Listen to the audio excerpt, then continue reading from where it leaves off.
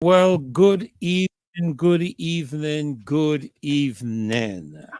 We are live on the Marcia Week show on Monday, February the 26th. And what a weekend we have had.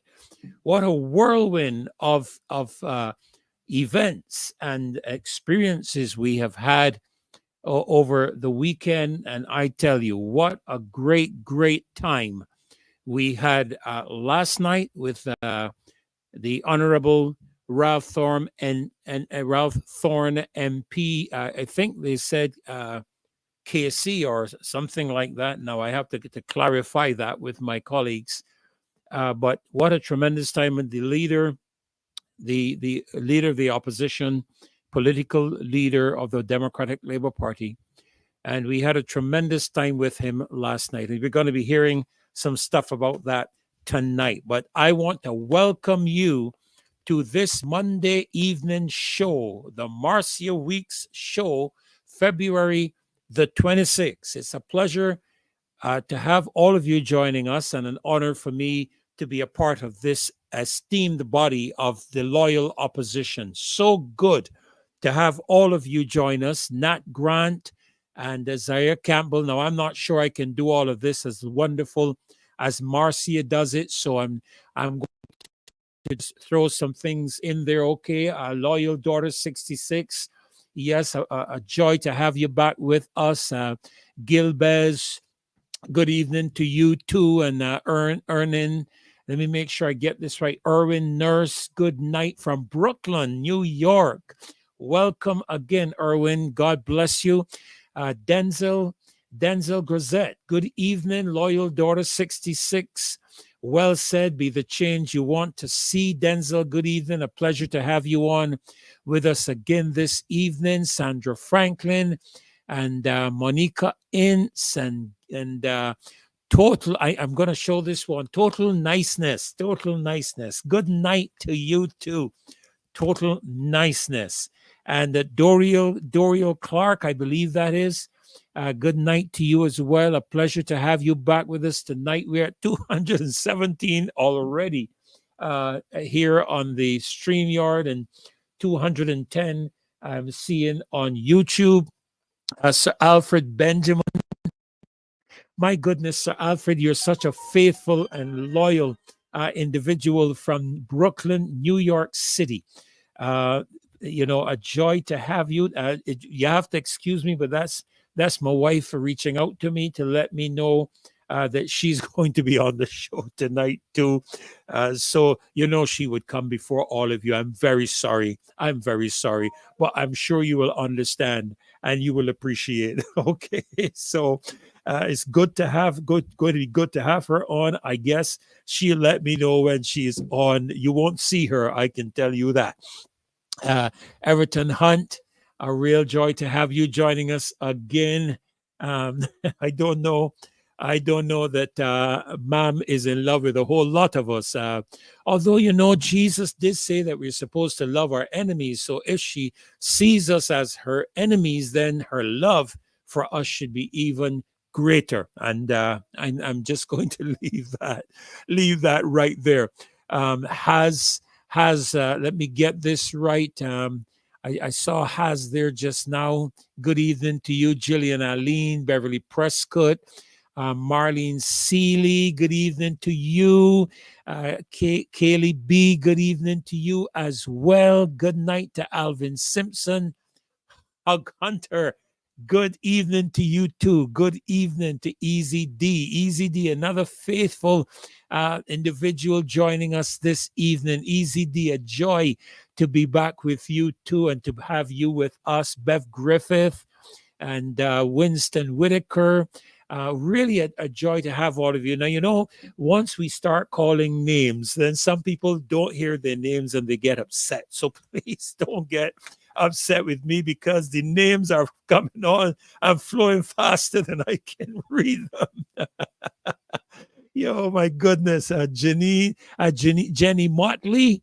Mary Tudor. Wow, I don't know if that sounds like royalty there. Mary Tudor. That sounds like one of the queens of England many years ago. Mary, good to have you. Good to have you. Pleasure to have you on. Now this one, let me see if I can get this one pronounced correctly. Acoxable. I don't know if that's correct. Acoxable. ACOX. You all can tell me, but there it is. ACOXABLE. Good evening to you too. Real joy to have all of you joining with us, and I'm looking forward to a great show tonight. Jenny Motley, yes, thank you. Good night to you as well. I'm looking forward to an exciting show. We have an exciting show lined up for you tonight. And listen, guess what I discovered? I discovered this morning that everybody's listening to this show. Even the media. Because I heard an extract from this show from last night, our interview with the leader of the opposition played on 92.9 during the news. And I said, wow, boy, I tell you, everybody is listening to the Marcia Week show. And I think that Mr. Thorne said it very eloquently last night, because this is where you're going to find truth. This is where you're going to find truth. And I made a couple of notes here this evening to begin with. I made the note of the fact that we are not partisan on this show. We are citizen. We are not partisan. This show is not a Democratic Labour Party show or an APP show or a BLP show. This is the loyal opposition, citizens of the beautiful Republic now of Barbados, and they have a right for their voices to be heard. And we have had exposed by one of the young members of the Barbados Labour Party the real motive behind the cyber security bill. And that is to stop people from criticizing the ministers and criticizing the government. Listen to me, you silly people.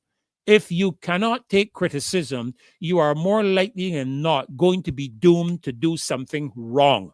It is good to have criticism and constructive criticism so that you are able to fix matters that you may have either not seen, overlooked, or maybe just simply didn't do the right thing. So stop being stupid, stop being immature, and start to grow up. We need mature people leading our country. So stop walking around with a chip on your shoulder. I once had a preacher say that when people walk around with a chip on their shoulder, it simply means that there's wood higher up. So let's stop walking around with a chip on your shoulder. Listen to what the people are saying, because it's a republic. Governance by the people, of the people, for the people. The government, if you're listening to me tonight, pay attention. You are our servants. We are not yours. We are your masters. We are your employer. Let us be clear on this matter. I am going to say it again, Judith Ann Clark. You are our employees. We are your employers. We put you in office to do a job that is your job. And so don't expect to be coming. I heard they took me to task, not calling my name, but I know that what I said ruffled some feathers, in that I said, it's your job. That's what you're there to do. So don't come expecting accolades and awards and knighthoods and all of that rubbish when you're doing your job. It's your job. That's what we pay you to do. And incidentally, we are going to be talking tonight about that matter of payment. We are going to be talking about that because it has to be mentioned. It has to be spoken of when we have an insensitive government to the plight of the people around it, who would have the disingenuous audacity. I don't know if the two of those words even go together, but for me, they go together tonight. The disingenuous audacity to raise their salaries while the rest of the people in the country are sucking salt. And any politician that would tell you that our cost of living has not gone up and we're paying this same thing for sardines and for tuna. That's what you want to relegate the citizens of Barbados to, sardines and biscuits? Well, let me inform you that the citizens of Barbados have moved on from that. They have moved on from corned beef. Yes, they can eat it when they're ready, but they want to have some lamb and some turkey and some duck and some fish on their table. And you come out talking foolishness about the cost of what you call it, tuna and those things. Everybody in this country knows that when you go into the supermarket now, even Popular, I have been shopping in Popular now for the past several months, and I go in there and I am observant of the people in the place. And I will tell you, I have not seen Barbadians, so many Barbadians shopping and stopping to take a look at the price of things on shelves and taking up something, seeing it, putting it back, and going for another brand which is cheaper. So that right now, people are not necessarily buying what they want. They can only buy what they afford. And so don't come to us with some lie. It is a lie. The cost of living in this country has risen, and it has risen significantly. And there are causes for that I believe we will hear about later in the show. So let's get things done correctly. Let's get the right, expressions here, and let us make sure that we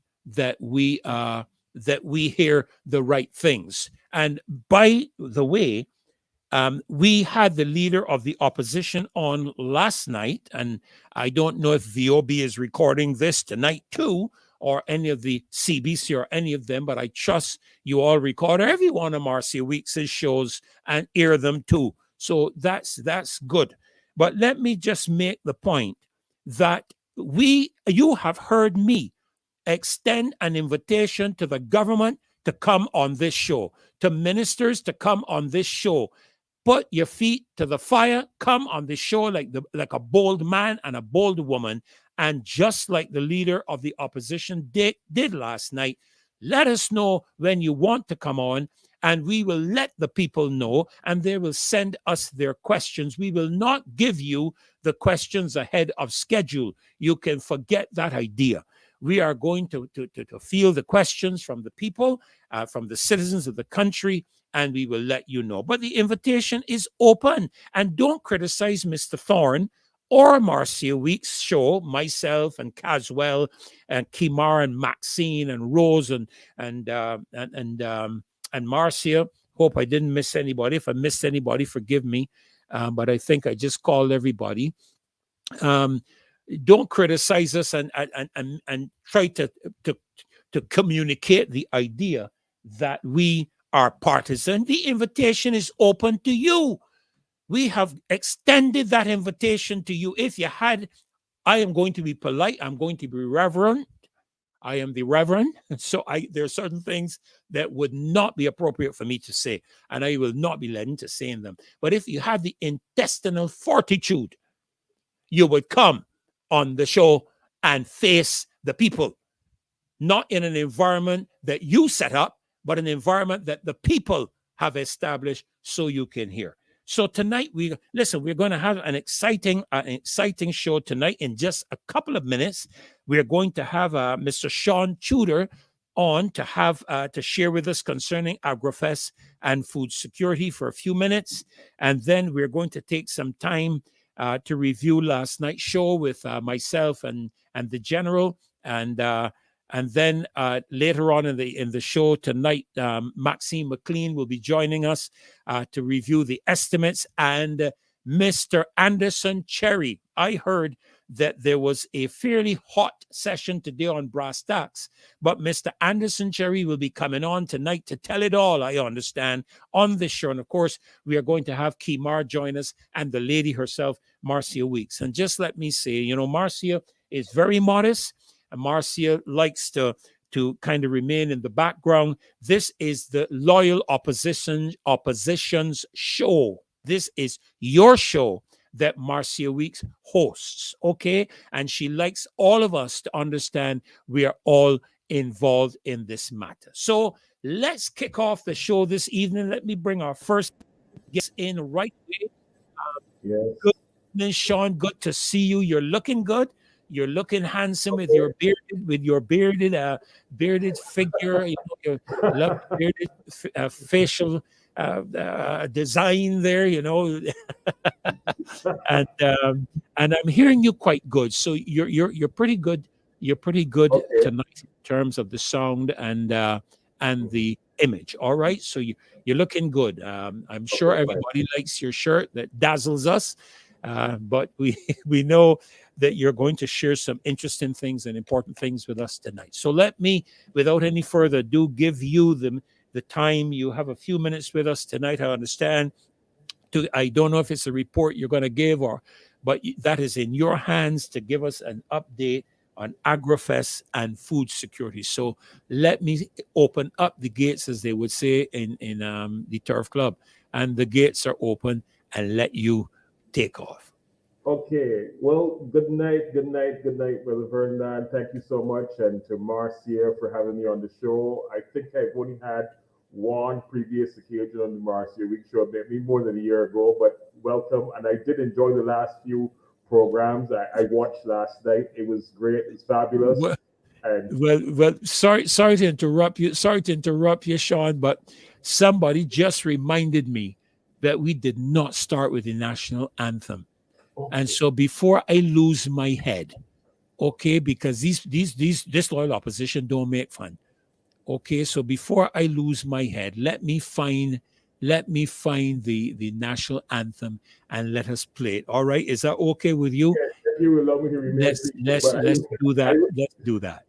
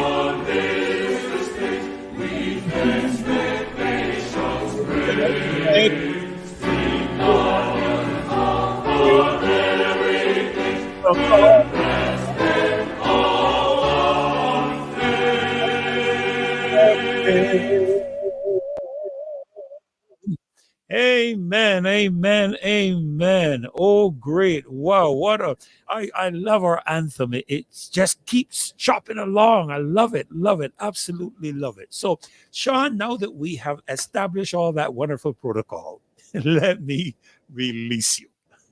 once again, thank you and thank you for having me on the show.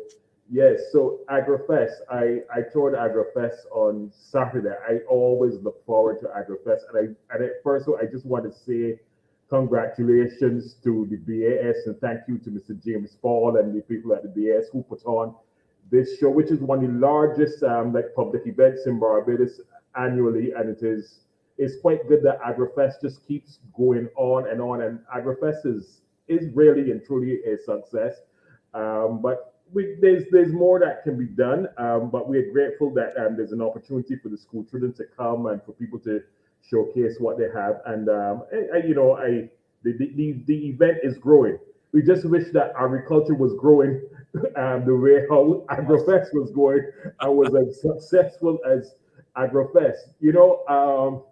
Yeah, they were. It's always good to see the livestock and to see the new varieties in the cattle that they've got there and so on. But I wish that we had seen that we had more like seen more innovation there, more agricultural equipment and so on. We'll get back to that. But the first thing that you notice as you come into AgroFest, you see a big sign from one of our sister countries. Yes, it is great that we want to increase trade with our with our sister CARICOM countries and so on. That is good, but we will not achieve food security in Barbados if we think we can farm out our agricultural production and farm out our food security to neighboring countries just because they have a lot more land than us. That is not a strategy for food security. That is a recipe for vulnerability, and that's what we want to move away from. So I am not against trade. Trade is good. I am happy to see our sister CARICOM countries here at the event, but as long as we don't lull ourselves into thinking that this is the way, that this is the essential path for Barbados's food security, by saying, oh, there's a lot of land, there's 100 times more land, 1,000 times more land elsewhere, let them produce the food and we can buy from them and get a ferry and whatever else and so on. Because when you think about it, with all the technology in the USA, all the Silicon Valley, all the Google and all these companies that are valued at $1 trillion on this exchange, and so much going on in the USA, Silicon Valley with technology, the US has never abandoned food. They have never abandoned food and food production. I mean, because China is producing so much grain now, they have now overtaken the USA as the largest agricultural producer in the world. But for many years, America remained, with all the technology and as advanced as there are in technology, they remain the number one food producer in the world. And there is no case of saying we're going to move, we're a small island, let's move to technology, all technology and stuff like that, and abandon agriculture. That's not the approach that we should take. And and many of the international agencies and even we ourselves get ourselves in a twist, um, with this false dichotomy of should it be government or should it be private sector. The the the US doesn't have that kind of dilemma, and they don't take that approach. The United States government invests billions every year into their agricultural sector. There is a pivotal role for the government to play. The government had two primary agricultural agencies: BADMC for the non-sugar and BAMC for sugar.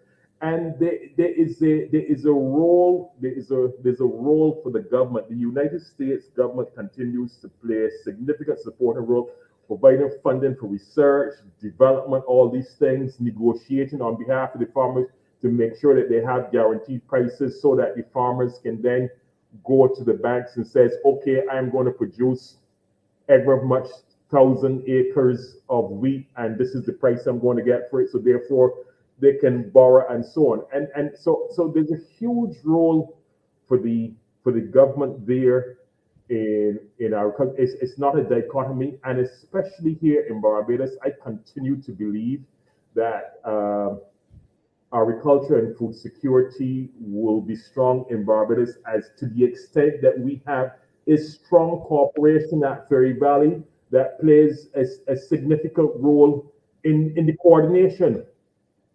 I know that, for example, there was a time where through the irrigated districts, because the BADMC does provide irrigation for many of the farmers, and the corporation was providing irrigation for up to 66, 65% of the vegetable production in the country.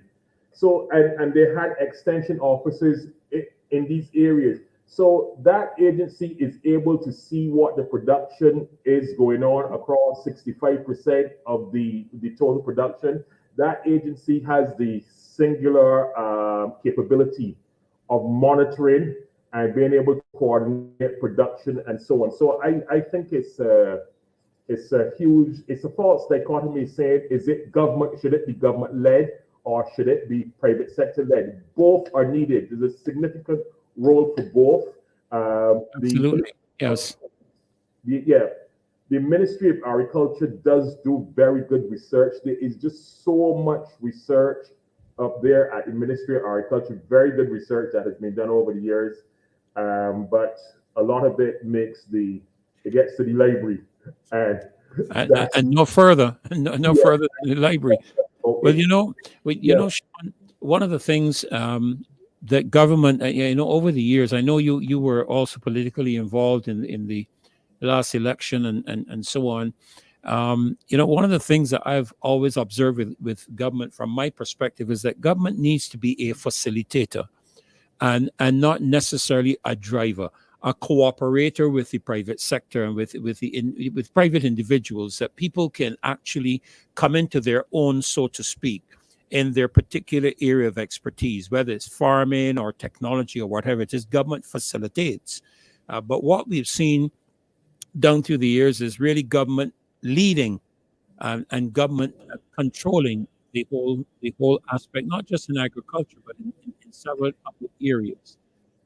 I am always very cautious with the United States, to be brutally frank with you, because ever since Mr. Gates started buying up all the farms in the United States and they started developing what we now call GMO seedlings and all these different kinds of things that we know are not very good for you, I believe that we need to start looking at some alternative sources, if I can put it that way.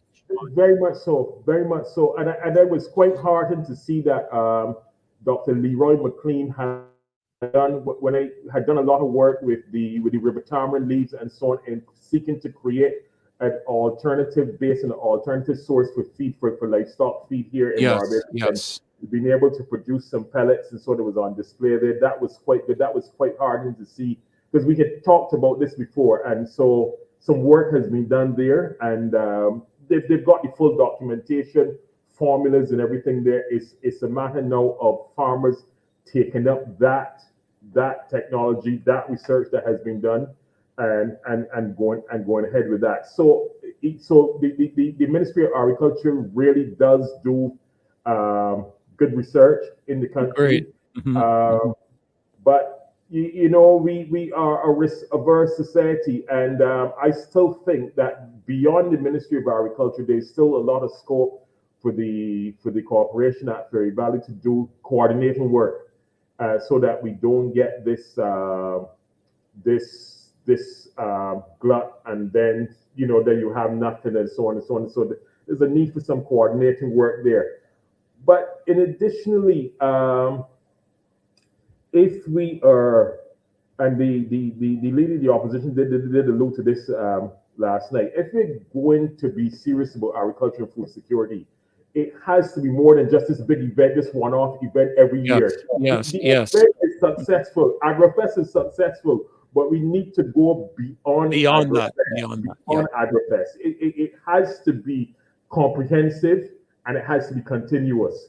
So as you say, it needs to be in the primary schools. We need to have that enthusiasm and that interest back there in the private schools, in the primary schools, and so on.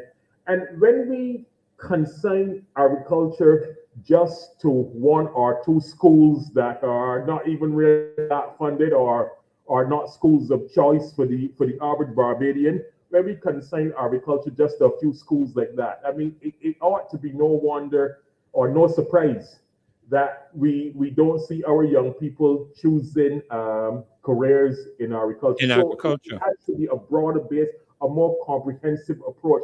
I mean, agriculture, it's not that hard and it's not that difficult to get to food security. It is not so impossible, but we just have to have that commitment to be a little bit more intentional, a little bit more comprehensive and broad about it. And there needs to be a bit more innovation. It cannot just be the open field farming and so on and so on. I wish I had seen some more displays of innovation at AgroFest. In the there was in the institutional section, there was a display there. One of our standing agriculturists had a display with hydroponics and aquaponics and so on. That was quite good to see that as well. But there should be more. I wish we'd seen a little bit more innovation that people could get involved with there. And unless we are willing to innovate, we're not going to get further forward with agriculture. Well, Sean, Um, I must tell you, that we got a tight show tonight, so forgive me for cutting you off. We're going to have to set up a show really and I think Marcia and ourselves have talked about doing a show on agriculture. And because it's it in itself. I mean, we have had so many extensive subjects on the Marcia Wheat Show that we have had to dedicate some time to. But we have a tight show tonight because so much is happening. okay, But I want to thank you for coming on, nevertheless. And what I'd like to do, and I know Dave is here. What I'd like to do is to let's arrange a time with you on one of the shows that we're doing, not too far from now, because this is a very important subject. While you were speaking, what went through my mind? You remember years ago, um, when we were children in school, we used to get the glass and put the blotting paper inside of it, put the seed down yes, inside the glasses to watch the yes. plants grow. You remember that? That Yes, was I remember that at St. culture. Martin's Primary. I remember Yeah, that. My first one picked bottom paper in a jam jar, yeah, and yeah, you let the bottom paper and the seed yeah. grow up. I That remember it. I remember it very much. And it that was was quite my. exciting. I was Exciting. too. I Yes, started my garden like that, as yes, a little boy. Watching the seeds grow up alongside the grass, and then taking them out and putting them in the ground. And I used to yes, come out every single morning to see if they were growing. you know. yes, So I yes. think I agree We with need you. more of that. We I need more of agree it. with you that we probably need to, and as you mentioned, the leader of the opposition alluded to it. We probably need to look, because I don't know if they still do those things in primary school. I have no idea if it's still done. I know we used to have a domestic class in primary school where we were taught how to cook, we were taught everything in primary school. I don't know if that is still the case. I am not a cook, but I can get a few little things done which I learned back in primary school, Sean. And so maybe we need to look at revamping that aspect in the educational system and beginning to teach our children from very young ages to like the aspect of agriculture, and then move on into the secondary school and on then to some of the That's more right. technological That's right. aspects. That's right. Because It's let's something that face we it. need to bring through from primary school. Yeah, yeah. And let's face it. Technology is very important too in getting a lot out of a smaller space. That's right. If you follow We, what I'm saying, yes, we've embraced So technology and everything else. We've embraced technology and communication. Even how we are having a meeting here tonight, we've embraced yeah, technology, and yes, there's a need yes. for us to embrace technology in agriculture so we can move it forward. Absolutely, absolutely. Well, listen, Sean, we're gonna have you back. Keep your ears to the ground, and Thank you. I'm going to make sure Dave makes a record of it. Dave is in his show, so I'm sure he's hearing me. That we have you back, and maybe a couple of other persons to do with agriculture, That's because it right. is a critically important, That's right. especially now. Now That's that right. we're hearing so much about food More security, than now ever. there's so much threat. I mean, look at what the war in Ukraine Ukraine. and Yes. and and Russia did to the wheat development and wheat growing grain because Russia is one of the largest producers of wheat. And I didn't even know that until the war began in Ukraine, to be brutally frank with you. That's right. Threatened the livelihood of people in Africa. They had to negotiate, and I was happy to see some of the African leaders meeting with the president of Russia and negotiating their way through, the obtaining of grain and so forth. But it is something we have to seriously look at, and we are going to look forward to having you back on the show. I'm sorry we couldn't give you a bit more time, but we've got a tight show tonight. Right. If you want to stay on with us, you can. Of course, I'll stay on. You're welcome. You're welcome. Thank you. To stay on with us. We do have a lot happening tonight. I see the general. We call him the general. Mr. Caswell Franklin is in the back room, and I am going to bring you on, Caswell. I don't see you signaling. If you unmute your mic, okay, good. You give me the thumbs up. That means I can bring you in, and you can unmute your mic. Good evening, General Franklin. Good evening to you. And hi, Sean. How are you doing? And good evening to everyone who's watching us tonight. And that is everyone. That is everyone, including VOB and all the rest. Yeah, I am glad because the Prime Minister watches it too. Because based on what she says in her meeting the press thing, she comments on things that we say here. So I am glad that even she is watching it. So this show seems to be very important to the government. They will learn a few things. And I would wish that they would learn a few things from Sean too when it comes to agriculture. Because I was listening all along, Sean, and I was actually making some notes.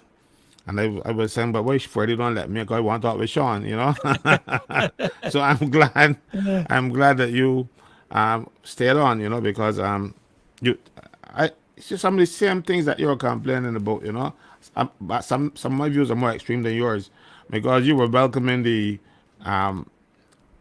non-nationals at ArgoFest. I don't think we need to have them here. ArgoFest is a national thing for Barbados to show what Barbadians are doing.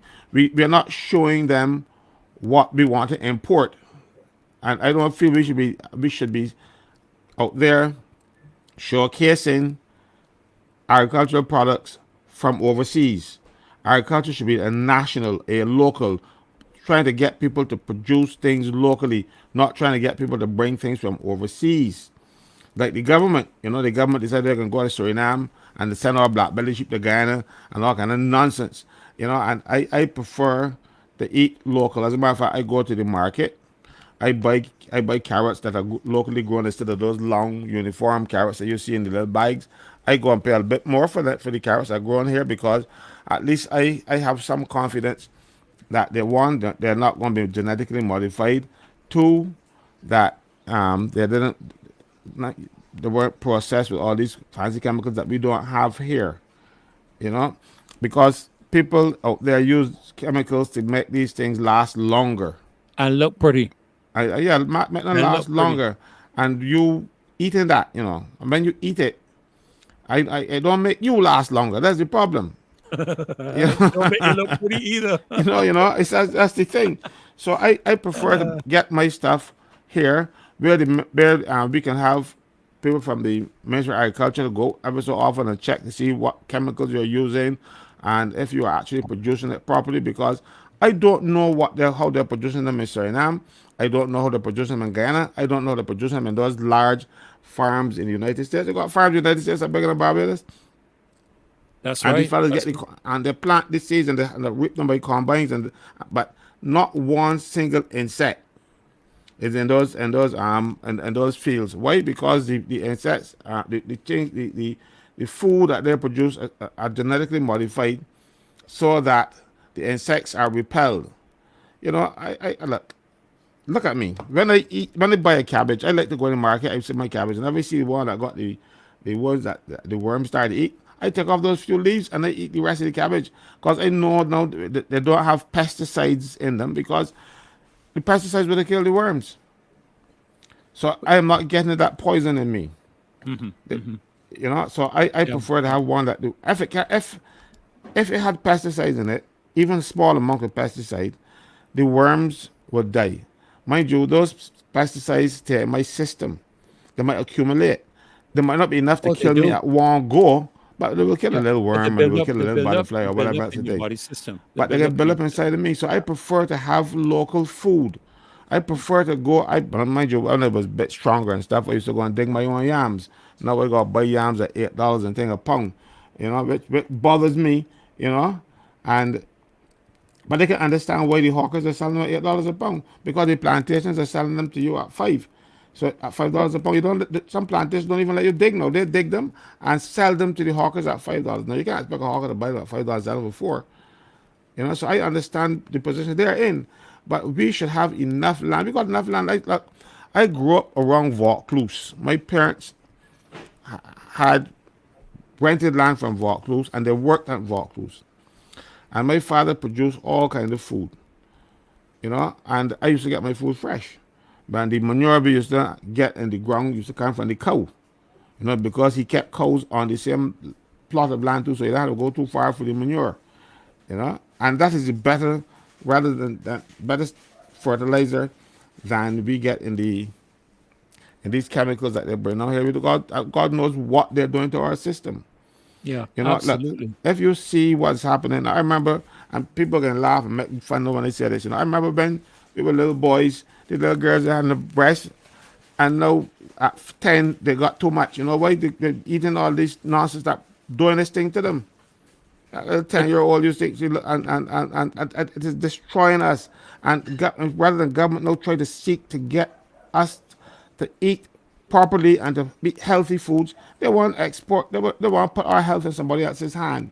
hmm hmm It is not right. That's not Any right. government that is doing that needs to go. They don't think. Look what happens. You think when there's a shortage of food, they can say, okay, we're gonna send some to Barbados. They can eat it at home. We must have our own food. We must produce our own and stop making it difficult for our farmers to survive. And there are not very many countries in the world, I talk about Europe, that don't subsidize their farmers. Well, that's actually, Castle, something. Before we move on to the next subject, because we want to touch on the show we had last night with the leader of the opposition. But before we move to that, Sean, the thought crossed my mind just now. I don't know the answer to it, but my understanding is that many of the international countries, a lot of the governments in the larger countries, subsidize their agricultural sector, and as a result of that, help to keep the cost of the agricultural supply to the consumer down. Is that done here? Do farmers receive subsidies from the government here, or are they just billing in? Because somebody, for example, I think you can see it there on the screen, talks about the inputs for agriculture are too expensive. Yes, the governments are not allowed to directly subsidy, WTO rules, and you're not allowed to. But the Americans and the Europeans have found clever ways to Oh put yeah, they always violate their own rules. could they make the rules? Yeah. But there are very generous rebates available through the Ministry of Agriculture for Okay. capital purchases and so on. The Ministry of Agriculture does have a very generous rebate system. But yes, it is the fact that the inputs are expensive. The inputs to agriculture here are expensive because the quantities that we are importing, and usually what happens is that you have a single importer that has like the license or the franchise to bring in Monopoly. that chemical, and Mhm. that's what you get. So you do have this issue where it is the fact that inputs are expensive. The saving grace there is that the Ministry of Agriculture does have a very generous rebate scheme for for capital purchases and so on. And so Mhm. they've got to be registered. I mean, you can have somebody from the Ministry of Agriculture talk about that, but there is an input scheme there. But yes, it is a fact that inputs to agriculture are expensive, Right. and that would have to be looked at on a larger basis. The government would have to look at what can be done on a total scale to make it cheaper to the farmer at the point when it gets to the farmer. But and this is where you keep getting this discussion about whether government or private sector. But I'm saying that there continues to be a huge role for the government in coordinating and planning and putting these things together. Then the private sector can get ahead Facilitating. with what Yes. they're doing. Yes, absolutely. Well, like I said, we want to move on, Caswell, to that meeting we had last night, that interview that we had last night. But this area, I mentioned to Sean, is very important that we should probably look at doing a show that the majority of the show focuses on the whole aspect of agriculture. And you know what ran through my mind when you were talking, because you talked about now having to pay what, $8 a pound for the yams. I think you said something about that just now. $8 a pound for the yam. But I remember one day went into a public supermarket in Florida and picked up the prettiest yellow banana I'd ever seen. I had such an excitement to eat this banana. It was pretty, pretty, pretty. And I tell you, honest to God truth, Caswell, when I start to peel the thing, it peel it. You know the green bananas that we cook here? It started to peel like a green banana that we cook. And the banana was as hard as rock. I could not believe it. And yellow. So yeah, but the chemicals, they use chemicals to make them make it pretty. look pretty. Yeah. That is the problem here. And the chemicals get into our system. Yes. We don't need that, And the over other thing time, that I'm concerned about with farmers and farming is that when the farmers have things like tomatoes and stuff, tomatoes don't keep forever, but yet still you have importers who get licenses to bring tomatoes at the same time. And the tomatoes that they're bringing might be big and pretty, but tasteless. You're like eating board. And, and the government is complicit with their friends to get campaign contributions and whatever else they get out of these people. But it is killing agriculture, because if you can't get your produce sold and they're left back in the fields, or you got to feed them to the pigs, because the government is giving people licenses at the time when you have a bumper crop. Yeah. Well, that's where we have it very well regulated when it comes to poultry. You can't just import poultry, because we have a local poultry industry, and there's a system of licenses. So if you want to import something, you have to show that there's a deficit in the market. And it works for poultry for a $250 million industry. It is possible that it can work for the vegetable production. The ADMC has the reach, they have the extension officers, databases can be created, and it can be done so that we can control the imports and give the local farmers the opportunity to do something, and not allow them to have a situation where they have gluts on their hand and they have vegetables on their hand and they can't get rid of them.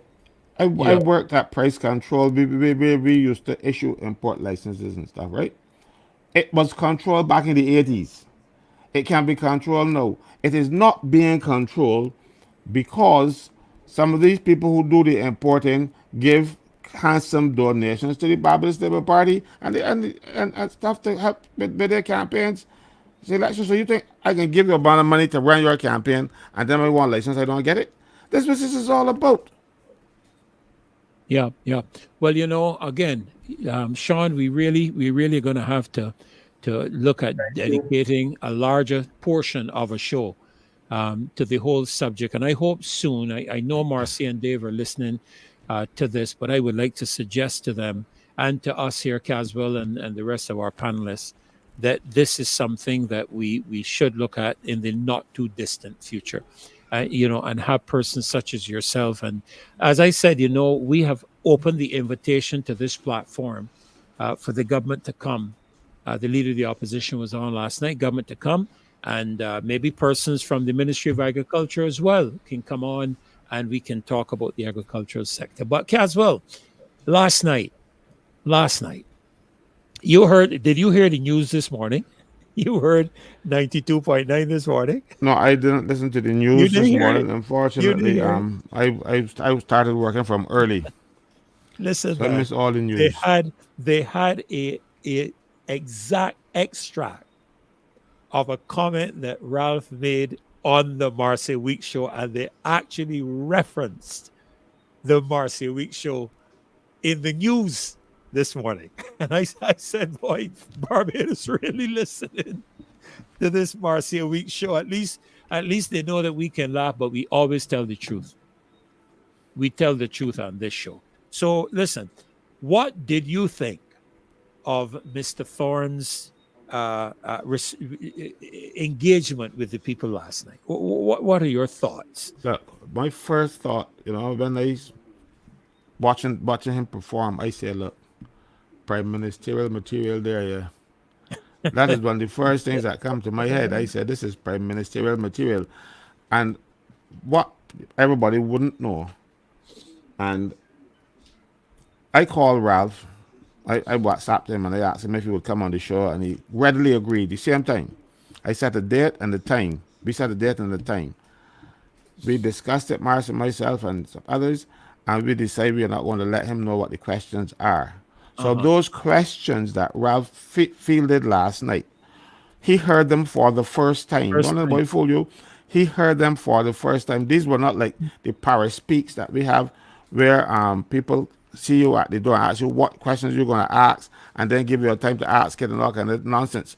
This was the real stuff, and Ralph handled himself well. He didn't bluff at any time during that presentation.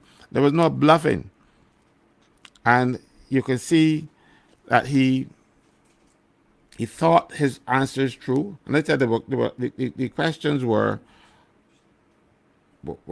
he was saying them for the first time, and there were some areas I thought that he might have some difficulty, because when we were saying the questions, but I said, well, we decided, well, we can still let them. If you don't know, you will say you don't know, but he knew, But and even he was able to handle them. yeah, but even in areas where you take, for example, when he was answering the questions about the pandemic, and he kept referring to the science, and and he made the comment that when he's dealing with this this aspect of health, he goes to the science. When he's dealing with this, he goes to this body, and he doesn't know everything. I thought that was a very transparent position he took. He didn't claim, like some of our politicians, to be God. And by that I mean to know All everything. knowing. Yeah, all knowing. He didn't manifest, not to me. I don't know what your view was, but We he did manifest that to me. we seeing it like 40. I Yeah. was thoroughly impressed. Mind you, I had to let him know that I'm his senior by 8 days though, but And I think I would be yours by how much? I would you're what? You're born what day? You're born what month? October 58. And I born August the 13th, so I think I am a little senior to you for a few days too. But no, really, I thought he was very honest. I thought he was very transparent. As I mentioned in the closing aspects to deal with him, I felt that he tried as honestly. There, Patrick speaks. He spoke honestly and with authority. I thought he tried his best to be honest, and to be truthful. And I don't think he was trying his best, to be honest. I think honesty comes naturally to it him. just So it wasn't. I don't think he was trying at all. Because imagine, you remember he said that he and you're I correct. had You're correct. had meetings together where he's represent one side, represent the other and stuff. And I spoke on the show before, and I told him one of the things I'm impressed about him is that when his clients were wrong, he let them know. And we didn't have to fight over issues. When if we have issues and he think he's right, he can stand You up, fight for it. and Yeah, he can fight for it. But he was fair, and I've seen that happen with one other lawyer that I had to deal with. One other, I won't call his name, but Mr. Thorne was the type of person that didn't try to unfair people. So unless he's a very good actor and he would have me fooled, because I told you from the beginning, I'm impressed by him. Before he crossed the floor, I was hoping that he would, because mind you, because the intellect that man has, and you saw it last night. You saw him handle various, and we didn't give him one area. We didn't talk about law. That's his specialty. That's where he is an expert. But you can see that he was able to handle other areas and handle them competently and Yes. handle them, as I Yes. telling the people, without foreknowledge of what was going to come his way. That man has, I think he impressed me. I'm not easily impressed. I'm not, I don't get impressed so easy by anything. I used to get impressed with my little children's stuff at school. When they come home and I got the little scroll up things, I would say, "Oh, that looks so nice." But that is the only time I would ever do something like that to make the children feel good. But I'm Yeah. not saying anything to make Ralph Lauren feel good. He was impressive. He handled all the questions, and when he didn't know, he didn't pretend to know, and he didn't like, well, he didn't snap back at anybody. You know, he was a Yeah. gentleman Yeah. too. You know, Yes, absolutely. He carried. I felt his demeanor was respectful. He did not balk at any of the questions, and I mean, as you said, the questions were not. He had no idea what he was going to be asked, and so he didn't have any time to prep. To prepare, to research or anything of the sort. He had to answer on the fly. In a reality. I'll tell you. Minutes before the show, Marcia and I we were going over the questions. So it couldn't he couldn't possibly have seen them because we didn't finish them till just before the show started. Yeah. You know, And I so can tell you, and I can tell you, I mean, Caswell, I think people would respect my honesty, and yours and Marcia's, when we say that at no time was he ever informed of the questions that would have been asked last night. As a matter of fact, I got them, as you said, I got the questions sent to me just about the time the program began, just because at the start we of the had just program. finished them. Yeah, just We had finished. just finished them. Marcia and I we were going through them. I was there, and I told Marcia that Marcia, I got to, I got to go and get And ready for the show. And she said, because it was just minutes before the show was about to yeah, start, and we yeah, were still yeah, on the questions. yeah. You know, As a matter so of fact, when I looked at the time, and I didn't see anything coming on to the show, I was getting a little concerned because I said, but the show should have started by now. But and the people need to know too, Caswell, that there were a lot of questions. yeah, we couldn't handle, we No, couldn't we be couldn't behind time handle to, all. so we had to pick Yeah, two from each section. yeah, You know, yeah. We because there had were and we still had questions coming in the chat. We still had questions coming in the chat, and I can let the loyal opposition know that those questions were recorded and are being tabulated and put together. And Mr. Thorne has consented. I think you all would have heard him consent to coming back on the show and continuing to answer the questions that were asked of him. I saw somebody say something about this show is for the loyal opposition and not the government. But no, no, no, no, no. We are the loyal opposition, but we have to have a democracy, and we are guardians of that democracy, which gives the government the entitled opportunity by invitation to come on the show. That's what the opposition would do. Even in Parliament, the opposition would give the government the opportunity to answer or to ask questions or whatever. And we're the same here. We are not going to prevent. I mean, we have some comments, as you know, Caswell. From there are some people that come on that are diehard Labour, that chastise quite a bit on the thing. And there are times I feel like removing their comments, but hesitate to do it because we are promoters of democracy and freedom of expression. I happened to be at the service yesterday morning at the Restoration Ministries, the healing service at Restoration Ministries. And I felt it was an excellent atmosphere that existed. And I was blessed to see at the end of the service when Apostle Durant called for prayer for the leadership, that they included the former president. Um, their name's just gone clean out of my head. of the Dear me. Senate. No. The former president, Democratic Labour Party. Oh, Um, um, uh, Here, no, when this you still happens the to me. president, Ronnie. You talking about Ronnie? Yeah, No, not Ronnie. Ronnie. The young lady from, I think she's from St. Lucie, representative for St. Verla, Lucie. Verla de Pisa. Verla de Pisa. Yeah, I was very glad that they included herself, Ronnie, Ralph, and Steve Blackett, because in a sense, it represented the current and the past standing there together. And there was a word the Lord gave me for them about forgetting the things that have gone and now looking toward the new and charting a new course forward. So it was an excellent service, I thought. I believe some of it was carried on YouTube, and we did have a lot of technical issues, I must confess, in it.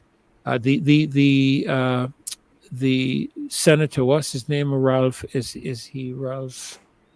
Graham? Not Spring. What's his name? You said Ryan? Ryan. Yeah, Ryan. Ryan Walters. Yeah, Ryan Walters. Yes, he sat with me yesterday morning. Unfortunately, he had to leave before the end of the service, but it was good to see him there. I'm sure Trisha would have been there if she could have been. I know Maxine wanted to be there, but she was also speaking at another event that morning. She was at her church doing deacon She was work. at her church, yes. Actually, I must tell you the truth, Caswell, that I slipped out of my responsibilities yesterday morning because I had a 10 o'clock virtual service to do. But we made arrangements very quickly on Sunday morning for standing for me, that I could make it, because I did indicate my availability to assist in what we are doing here with Ralph. And I heard you do the same thing last night, and Maxine. And so, I'm appreciative of that. But we had a great night, I thought, last night. Great questions, huh? Great But I'll tell you questions. something. You know what we were talking about in the cybercrime bill? When we were talking about people wanted to silence you, Ralph was able to confirm Yes. that Yes. that's where he had the difficulty with, because one of the ministers said it's just to keep the people from criticizing the ministers. Well, I don't think it was the ministers, it was that young No, that but he young said chap. he said that. He But a said it was minister a also minister? the young fool said it too. But Okay. it was said No, don't call him a fool, could no, you? he is, No, and no, no. I think he is, and he would rather no, Don't do that. and the government, He, rather than let he him be may a be boy. uneducated and uninformed, but No, he's a fool, and the government abusing that child from the time he was about 13 years old. well, then They he put and him the on the fool then. platform, and well, I put him on a platform to disgrace himself, basically, because I don't have a difficulty with young people aspiring and to great things and Need to contributing, be mentored. but Need to stop be mentored. trying to force them. You Yeah, know, yeah. the government had to do some extraordinary things in order to get him now to qualify. I will talk about that another time. Is he not the person on Brass Tacks I'm hearing? Is he the same person? No, no, I think the guy in brass tacks is Bully or something. I can't remember his name now, but Okay, he's not on brass tacks. okay, all right. He Well, listen, um, we got to keep a tight show tonight, Caswell, because we got so much to cover. Believe it or not, I think I'm doing fairly good on my time. I think Marcia must have sent you a schedule for tonight. yes, I saw the schedule too, but because Uh, Sean's thing was so it's interesting. interesting, Yes, yes, it is. I let him delve into mine because Yeah. I wanted that. The guy can be here. I can talk about it another time. So I didn't mind. I wanted Sean to talk some more. And I I would know have given up my spot. if Maxine had come on any earlier, we would still be talking about. We would still Yeah, be talking about. but the deacon is on now, so we have to. Maxine, why this guy don't leave you first? He gone after you. I am gonna invite him to church the next time I'm done. I was, as I said, I was not preaching. I mean, I made reference to the Bible, but I was doing a presentation. But I was listening earlier, and we really have to look at agriculture. I believe that there'll be we scope to do that, because there are a number of critical things. But I am here, Caswell, to talk about explaining to people what the process of the estimates in Parliament is all about and what has changed, because as you know, they've made some changes. And They've made a mockery, you mean? well, but hopefully by the time I'm finished, if the people insist, it will push them to do the right thing, because they, you know, we notice that this administration has a way of copying things but getting it wrong. Part of it, I suppose, the mockery would have been that you had the executive cabinet members who made all the decisions and so on, pretending to be questioning one another about those decisions. So, you know, what I did, and I'm not sure if Marcia was able to if they can get them up, but I took extracts from the standing orders, and I thought that I would share them in looking at the process. Now, basically, and I noticed, Ferdy, that you mentioned the budget, and the truth is, what we have as estimates, the estimates really, and remember we had that huge document that Caswell was looking into. Various ministries come together, put together their projected expenditures, and for those agencies that have revenues, are revenue collecting or generating entities, they would also put their revenue projections in place. So when you look at the two, it is really a budget, what I'm going to be receiving and what I'm going to be paying out in terms of, so in that sense, but the term budget or the budgetary statement is an exercise where, having done that, just to repeat some of what we said before, having done that, what they do, because typically in our budgetary system, what you have is a shortfall, that your expenditures are more than your revenues, and government has to tell the public how they're going to make up for those, how they're going to, you know, raise the funds and or do whatever, whether it be taxes, try to, you know, at some point to you know, save costs somewhere else, generate greater earnings, let's say in tourism or whatever. Now, the actual process, we talked about how ministries pull those things together, so I'm not going to go over that. Sorry, Maxine, just to interrupt you. You said you had sent, is there something you had sent that you wanted? I had sent Marcia by email early today, this afternoon, late morning, afternoon, I think it was, an extract from, there were two emails. One, there's an attachment which shows it says financial provisions, and it's taken from the standing orders of the House of Assembly, and I can read it, because if they're just the pages so people can see that I am not manufacturing this, but so in essence, once there's a process that because the estimates go to the House of Assembly in the form of an appropriation bill, because remember, here it is. Parliament negotiates. That is the newer one. There's one before that which says, and it's page 80 of the old this one that you have up. If you go to the section that says financial provisions, it's page 80. And it's section 63. But as I was saying, as I think maybe Dave is trying to find that, there's a summary of this captured in the cabinet paper, and that paper sets out a summary of the expenses and so on. That cabinet paper, which is goes in the form of the appropriation bill, is approved by cabinet and it goes to the House. Now, the traditional approach was that you had the Minister of Finance would do a presentation on this, and that person can probably speak for about 2 hours or so, giving what you call a second reading speech, because if you listen to Parliament, you hear something is introduced, and the person introduces it, says, "I beg to move that this be read a first time," and that is really in simple terms. And Caswell, you can correct me if I say anything that is not correct. In simple terms, they are just putting it there to be debated later. So it is given notice that they want to debate that particular item. So that's the first reading. The second reading is what you call a debate around the general principles and so on.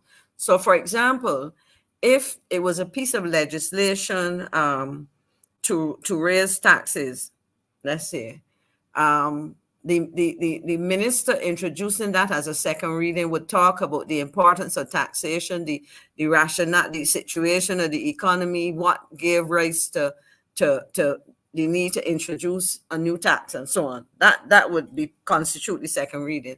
Once that process is done and it is moved, you then go in the normal debate. You go into what you would call, in the case of if it were to raise money or something, a committee. You'll go into committee, and as it relates to money bills, you used to have a term called committee of supply, and in that, there's then you move away from the general fancy statements and explaining what you're doing X and Y to go and examine in detail the elements of that bill. So in the case of an appropriation bill, what we are talking about is a series of allocations of money for various ministries and other government agencies, etc.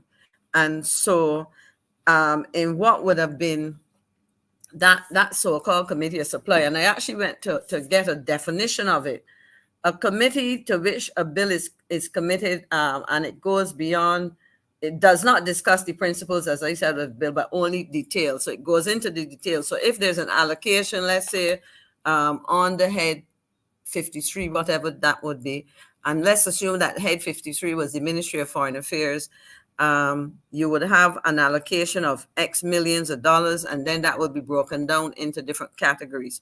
So the discussion in committee would be, why are you getting this money?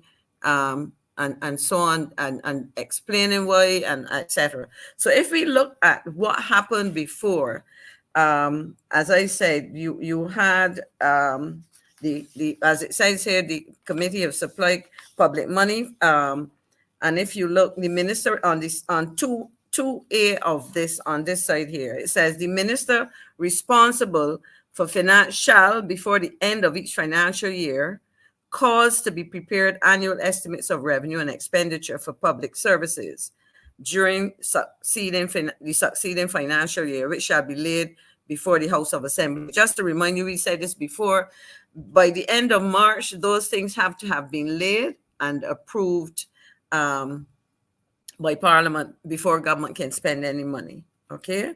And the way that was done, as I said, as a first step, and this process starts tomorrow. If they were using the old process, the Minister of Finance would get up, and I can tell you, probably speak for 2 hours or more. I'm trying to remember if there's a limit, but Caswell can tell us later, on time, and speak about all the reasons, plans that they have, things that they might have accomplished, things that speak to, maybe in this case, the Prime Minister, her travels abroad, I don't know.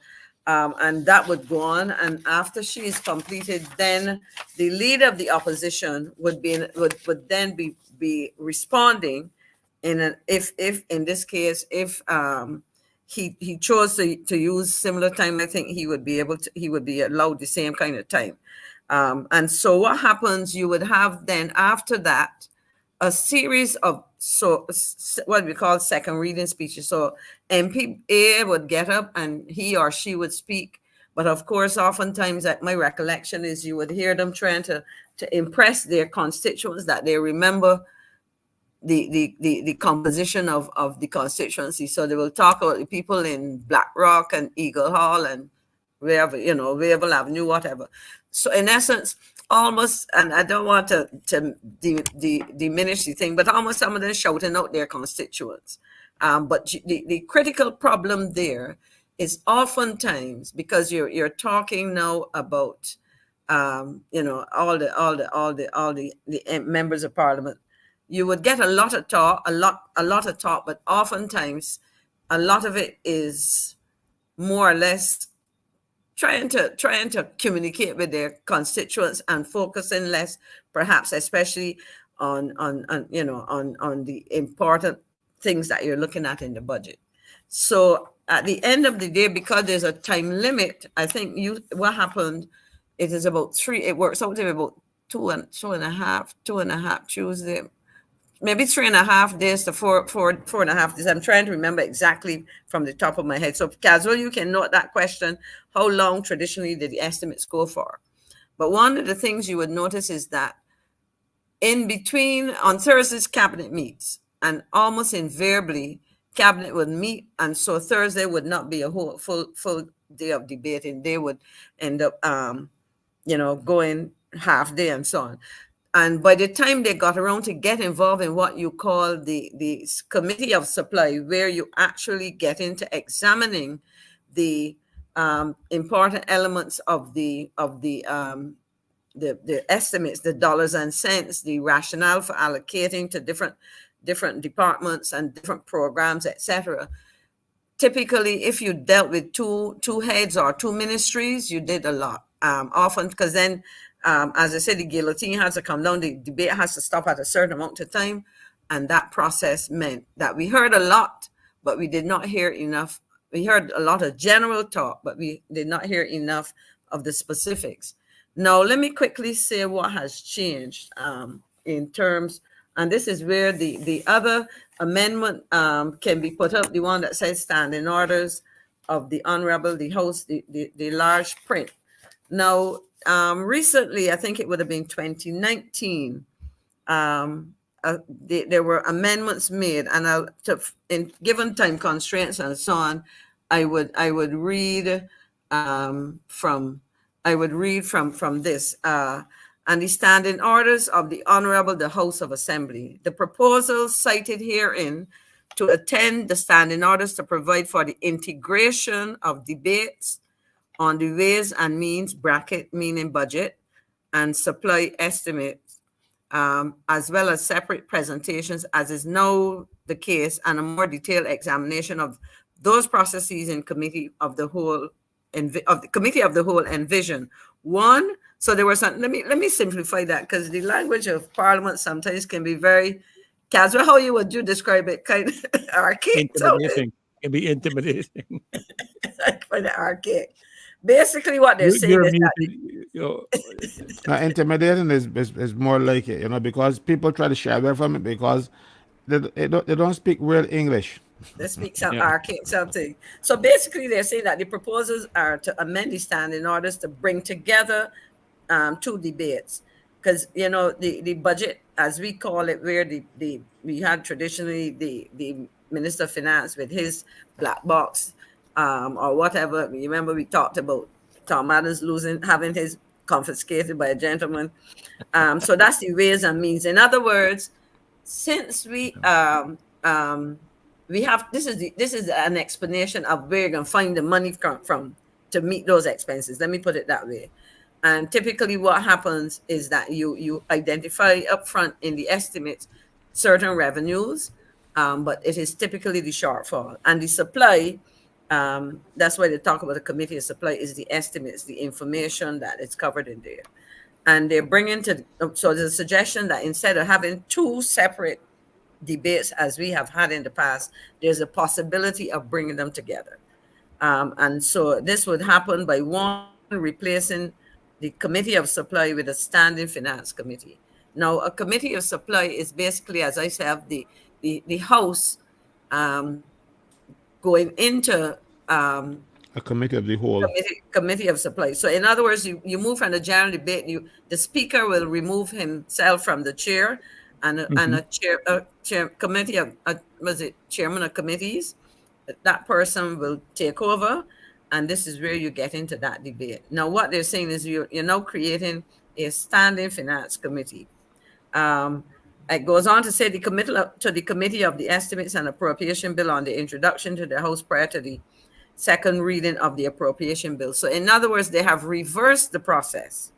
So they're committing to the committee, the standing finance committee now, which has replaced the committee of supply. And I don't want to take too much time trying to explain the difference, but just recognize that have a continuing committee called the standing committee of finance committee. So they are reversing the order. So before you had, as part of the debate of the appropriation bill, you had the second reading speeches, which I explained just now, happening first.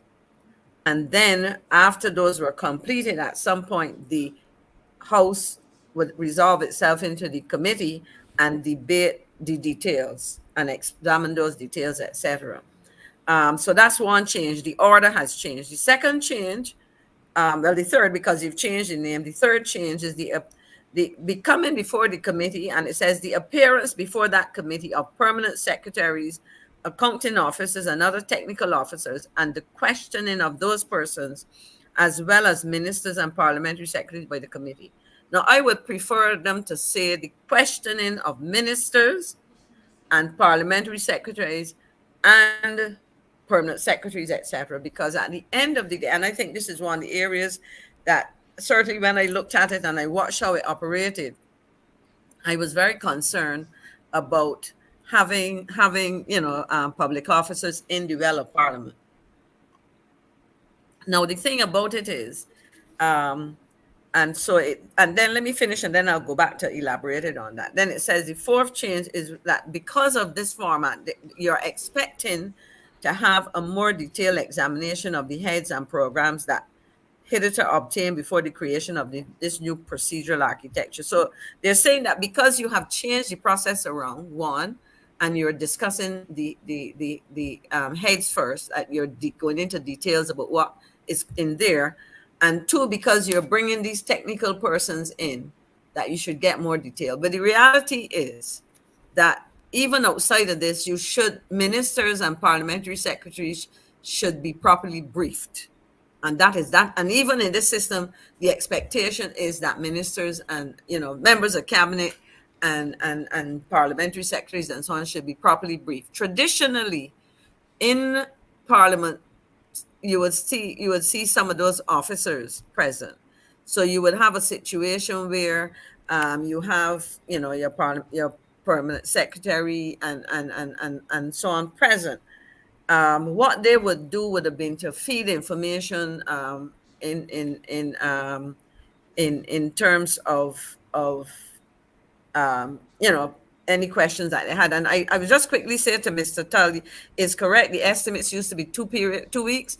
And what is happening now, it can go on. It will go back to a period like that or more, depending on the level of interrogation and analysis, etc. So they're saying, in addition, and this is the final point, and then I'll go back to talk about the structure. It says, so you get a more detailed examination, and I trust you will get one now because you do have a leader of the opposition. Before you had colleagues quizzing one another in a very, and I would say this is a very superficial way, and tentative way and so on.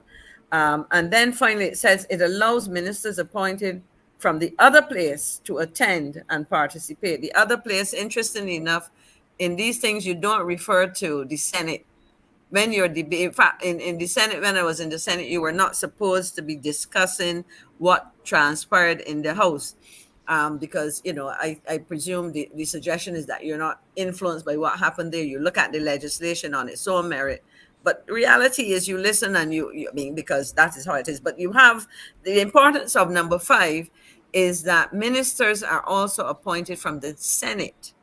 And therefore, if you're bringing public servants and so on into the well, then all ministers should be present. And this makes provision for that. So what they're saying here is that those ministers, so for example, I'll give you a practical example.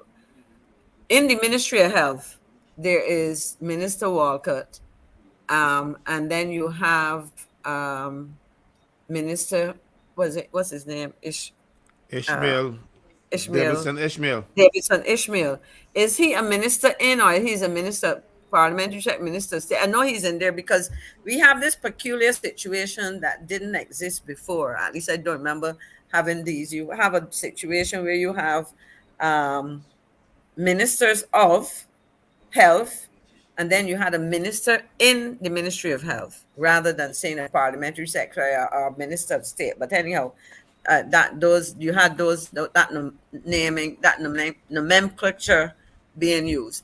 So in essence, all ministers, even if they come from outside, anyone comes from outside of the House of Assembly, under these new rules, would be expected to attend, but they cannot vote on the matters, or they can't move any motions or be considered part of a quorum. So for example, if when they wanted to start and the there was one minister short, one MP short in the House to constitute a quorum, but a minister from the Senate was there. That did not constitute a quorum because they correctly are not part of the House of Assembly. Now, let me look at, as I said, I've been alluding to the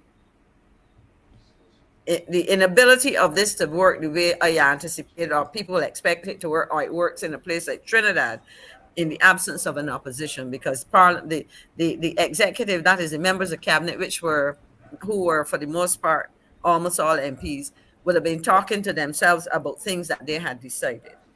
Come tomorrow, when this process starts, the leader of the opposition, Mr. Thorne, will be in a position to question these, when they go through these heads. I believe that from the schedule that I've seen, the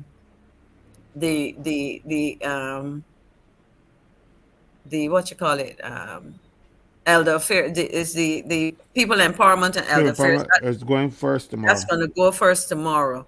And so in terms of process and my reflection on what happened last time, the minister, Humphrey, will speak for about 10-15 minutes or so, giving some general information, and then the leader of the opposition can respond. Now, the difficulty with this, so that he can respond, and then there is an quizzing on the estimates. If you look at the figures in there, they have allocations for a number of things, and so in this situation, I believe it provides us with an opportunity as the loyal opposition to hear the leader of the opposition asking some questions about initiatives, etc. Now, let me say this very clearly, and this is where, if the boundaries are crossed, we really have problems of the kind that concerns Caswell. If the minister's cabinet is responsible for policy decisions, on the other hand, public officers execute. So some people would argue, and for me, looking at it, as I said, as a management person, and looking at it on paper, I would say that once those boundaries are not crossed, public servants should not be taken advantage of, because these are the same officers who would probably have to provide information back and forth if you had a serious interrogation. However, to put a public officer on the spot to ask about policy would be inappropriate. And let me see if I can give you an example. Contracts. A decision to offer a contract is not the decision of the permanent secretary. It is a function of the processes that are in place. And for example, in the cabinet has access to a rule, I think it's rule 239. Caswell, remember the exact thing? It's rule 239 something. 134. And there's a 134, and then there's a 239. But what I'm saying, there are procedures where the cabinet can vary. Let's say there's a tenders committee, they can vary for, let's say, or they can apply that rule to use a different method. And so I don't want to get too technical, but basically, as a policy position, cabinet has the authority sitting together to vary certain decisions or apply what I would call certain emergency rules. Now, those rules are applied. A public officer does not, a permanent secretary does not have a say in that process. So to come and ask a public officer, why did Caswell not get this contract, or why did John Brown get it, is not a fair question to the permanent secretary. What they can ask you is, having been given the responsibility for oversight of the opening of a new embassy in Brazil or Caracas or Beijing, can you explain, X, Y, and Z in relation to that? In other words, issues of implementation can be directed to the public officer. So I'm saying that in theory, what this new process does, and I'm going to pause there because I have about 2 minutes and let Caswell speak to this. What this process does, if it works as it is intended and as it works elsewhere, it gives the opposition the opportunity to engage in a level of discussion that should bring greater transparency to the process. In the absence of an opposition, it was just an exercise in form and no substance. If it doesn't work that way, it may also end up being the same way. But there are some challenges. Caswell, I know you have some thoughts. So before, I'll pause there and let you quickly speak to anything that I said or correct anything that I said. Well, there's no need to correct anything that you said. I could expand on them because you're right. What you didn't say, because you are more genteel than I am, it is a mockery of our system of government. We elect ministers to be responsible to the people of Barbados. We elect parliamentarians to be responsible to the people of Barbados. The Prime Minister appoint ministers who are responsible to the House of Assembly. No civil servant is elected to speak in the House of Assembly. He has no voice in there. No senator has a voice in there. Senators should not even go into the House. It is not done. Just like people from the House of Lords do not go into the Commons, the same thing in Barbados. People from the Senate or Lords should not go into the House. And I've never been to the House of Assembly while I was a senator because it is not done in our system of government. But worse now, you have a person who is not in the House addressing the House. He should, in order to speak in there, you must be elected to speak in there. But my take on it is that the Prime Minister stage managed the election of her MPs. And she did not provide a lot of quality. And she know that she did not have a lot of ministerial material. So she had to find a way not to embarrass them too much because and it wasn't so much embarrassing because they were all of the same party, so they didn't embarrass each other. It would have been, if they had an opposition, then you could try to shield them. But she tried to shield them from things that didn't happen. And it was so stupid because you have a situation where ministers approve the estimates. If you look at the estimates and stuff on the cover, it says, let me just pick it up and read it for you. Approved by cabinet, and it said the date. This one was approved on the 20th of February 2024. Now, why would you approve something and not know what's in it? So you should know what is in these estimates. The estimates, because our parliament is so small, and then we got a cabinet that is so big, the backbenchers should really be interrogating the government, and the opposition should be interrogating the government, not a minister who just signed off on something and they're gonna ask you what it is they signed off on. This is what is happening in the system now. They're making a joke out of this. It galls me, especially I love Parliament. I get put in detention from school to go to Parliament and watch things. Because they CBC turned up down there one day, and I was expecting them, and I was seeing. So I ended up in detention for going out to Parliament. When I was at school, I love Parliament. Not that I want to be in Parliament, but I used to like to see the debates and hear the debates and the to and fro. You don't get that now because a lot of the people could barely speak English. I'm serious. So the Prime Minister knows what she has, and she knows she can't expose them to the public. But then a lot of people that can expose them to because the backbenchers were few and far between. Who are the people on the backbench right now? Tony Moore. Ralph is gone. Sonia Brown. And Cynthia Ford, is she? Cynthia Ford. I almost forgot her because she doesn't add value. So these are the people who would be interrogating the cabinet about what is happening. These were the people left back. Now we have Ralph, so we might be able to get a better interrogation. But That is the danger of having too many people in the cabinet. The cabinet should not be able to outvote the House. The members of the cabinet should not be so many that whatever they put to the House will have to pass because they are the majority in the House.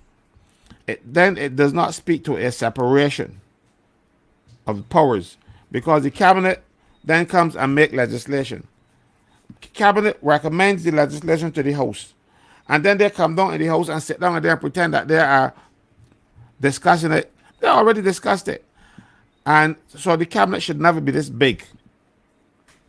But of course, the Constitution only puts a limit on the lower limit. They don't put a limit on the upper limit. So the Prime Minister has abused that system by naming almost everybody as a minister.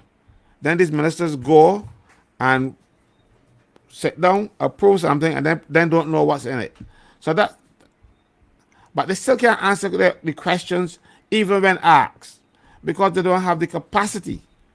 You got the wrong people in the House. They don't have the capacity. These people never run a snorkel cart, and they come in here and want to run the government, and that's the problem. My brothers just said run a folk, got run a house, but they never run anything. Now they're running the government, so they have to put the burden on civil servants. There are some civil servants who refuse to go and say they're not going because it's not their job. And so far, a particular department, I'm not going to call its name, I don't want to put them in more stuff, said we ain't going. Because that is not what we are employed to do. So they're going to use other departments. And the problem is our people are so, let me call them silly. We have senior public officers that are silly because they should say to the government, I'm not going in there. I'm not elected to go in there. But, you know, especially the ladies go and buy their necklace, you know, a little string of pearls and a new dress, and they go down there and feel happy. Feel happy to be abused. And then ministers, mostly ministers, then turn and attack them. First of all, in our system of government, a minister defends his civil servant. You don't attack a civil servant. A minister does not attack a civil servant. But we see it in the House. It is contrary to our conventions, the conventions that we practice as a Westminster type system, that a minister is supposed to defend, because the civil servants don't have a voice to defend themselves. You do not see civil servants coming up. Mind you, I saw one came up the other day and said that something I was saying was not true. Well, she called for me today and said, I'm not speaking to you because you called me a liar and I will not have anything to say to you unless you apologize. She told me Chief Labor Officer. When the secretary told me she wants me, I said, I'm not going to speak to her. Because she got on the news and said something that I was saying was not true. When she herself knew it was true because they didn't have any officers in the department to work. So I said, I'm not speaking to you. But if you can't be honest with me, I'm public, you can be honest with me on the phone, I want to talk to you. So she wrote me a letter. But that is the problem. He got his letter. She. You know, I refuse to speak to her because you don't come and tell. I promise I don't tell. I don't lie. If I say something that's not true, it is because I believe what I was saying was the truth at the time I tell you, you know. And if I determine that it was not true, when they say next time I come back and say, look, Maxine, Freddie, I know I say, yeah, that wasn't true, you know, but I didn't wear this at the time. That is me. But she knew for a fact that what she was saying was untrue. But I said it on this show, and I said it on Brass Tacks, and I think I was quoted in the newspaper as well. And she wanted to come out there and defend. I think that's not her role either, because a civil servant is only supposed to speak when the minister gives them permission. Mind you, I would hope that this minister wouldn't give her permission to lie. Mind you, he's a minister of the gospel, so I was hoping that he wouldn't do that. But then he came and told the same lies yesterday on Brass Tacks. You know, so I figured about my Lord, and I had to intervene again. Sorry. You also wanted an apology from the young lady from Barboursburg. Did you get it? Yeah, no, I get it, because they're gonna apologize. They see they're saying things that they know are not true. Like, for instance, she quoted some law that does not exist anywhere in this world. And she said, this is the law. I said, which law? In the law, it was a practice that they determined amongst themselves that this is what we do. And they changed the practice here to suit when Too the many numbers cooks. and the, No, I'm looking at Diane says, I said it should be too many cooks with nothing to cook. But anyhow, you proceed. you know, She so may still be right, Maxine. I am not. I will stick with that as a typo. Too many cooks. yeah. Too So many it should be cooks. an S. It should be an S, and it crept across. It should be an S. Too many cooks with nothing to But- cook. You know- PQRS, you know. Good night, everybody. Good night. Welcome, Marcia. Marcia. Good night. You know, Oh, I'm baby. here listening to you guys. First of all, thank you so much, Dr. Ferdinand, on Mondays to holding the fort, and for Caswell. We know he's faithful. And Miss McLean for your education tonight, the enlightenment. Brilliant. And Lovely. still on a high from last night.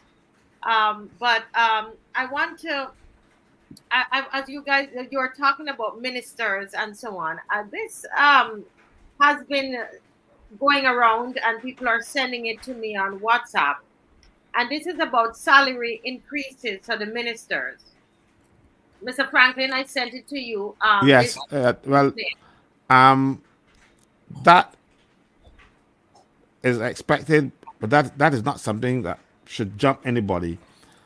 The salary revision was done. You maybe had a $1,500. Everybody got $1,500, and then 3%, and then 3%.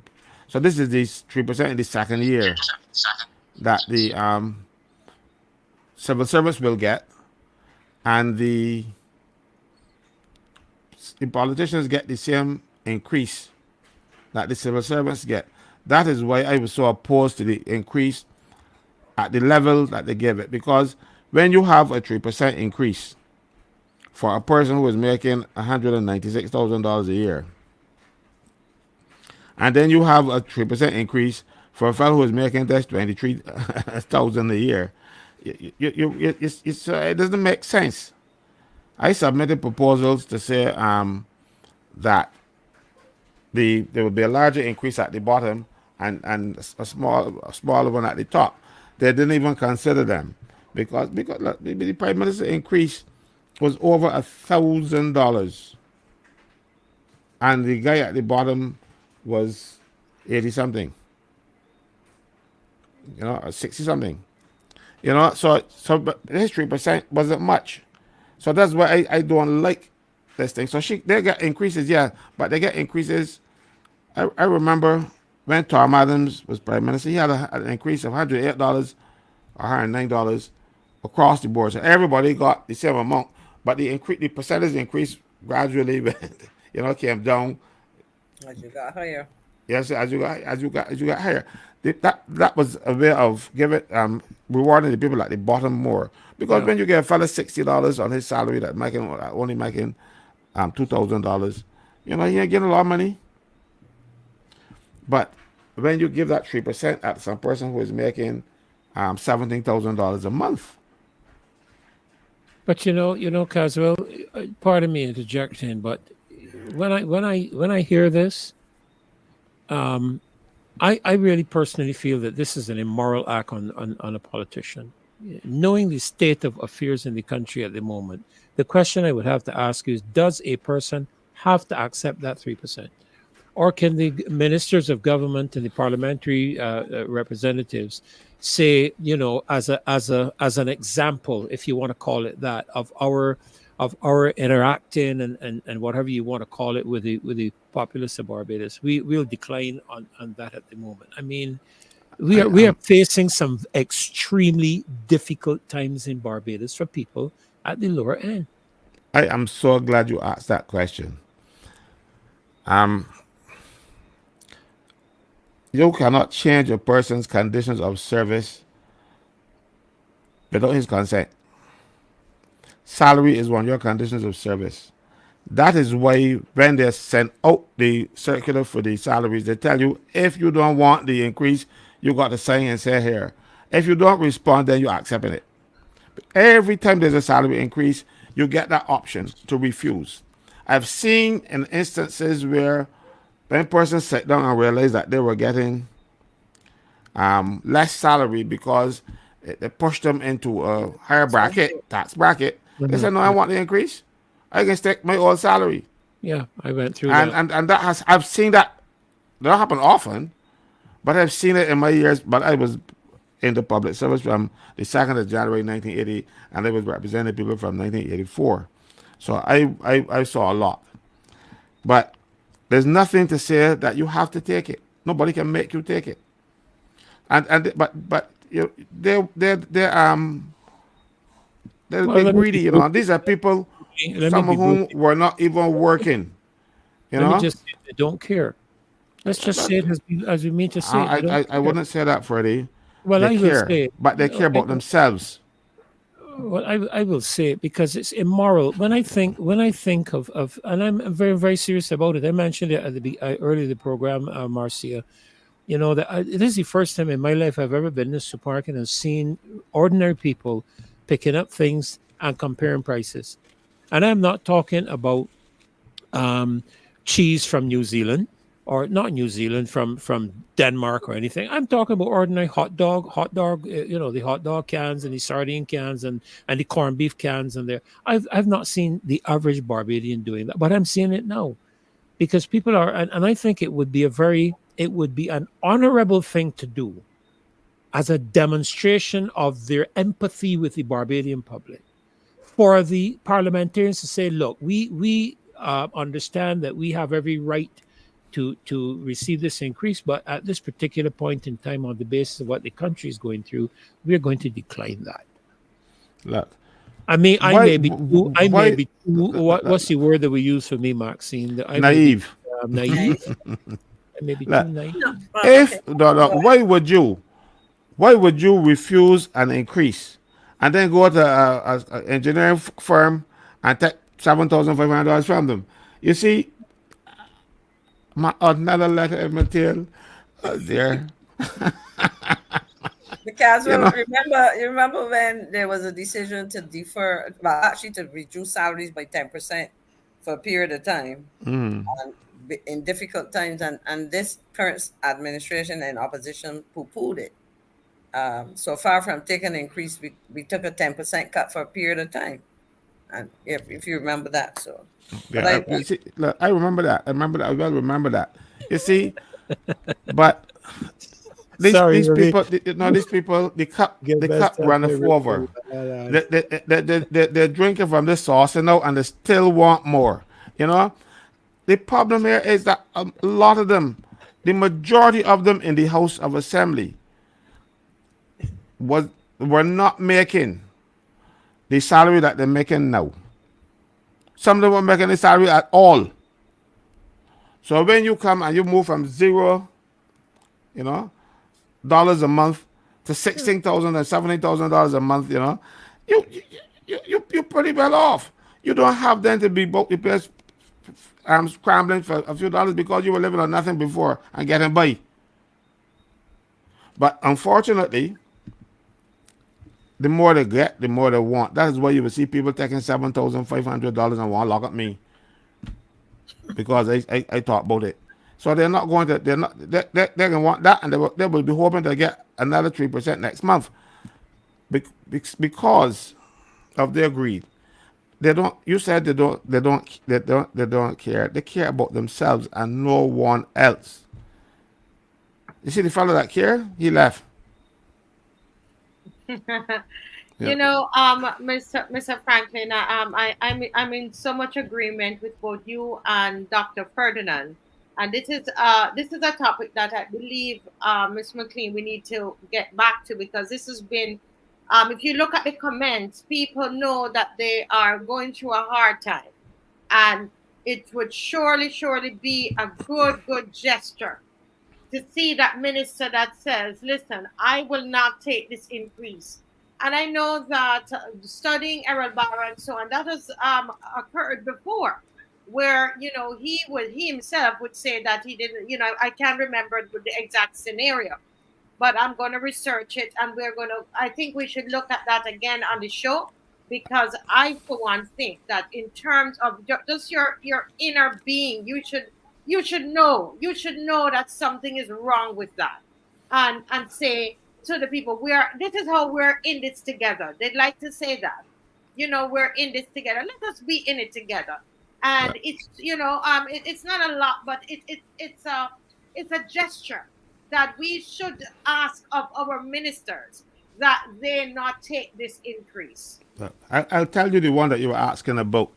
With Errol Barrow, he was in opposition, and the government proposed an increase in salary, and Barrow said no. And he told his MPs to vote no and don't accept the increase. But two senators and one person in the House voted yes.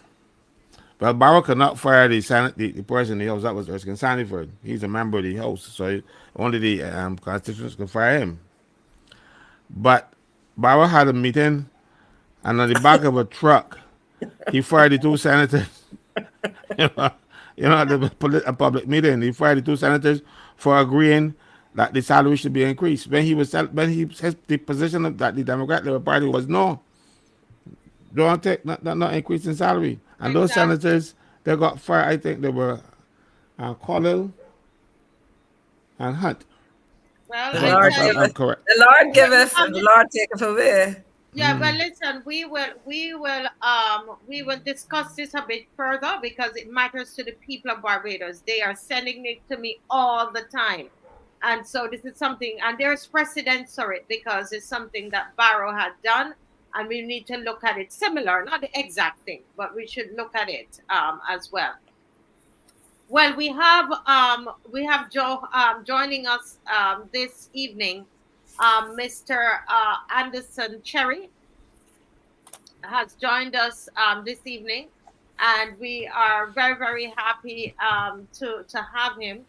And Mr. Anderson Cherry, for those of you who don't know, I know you know him with the Jose and all his different companies, etc.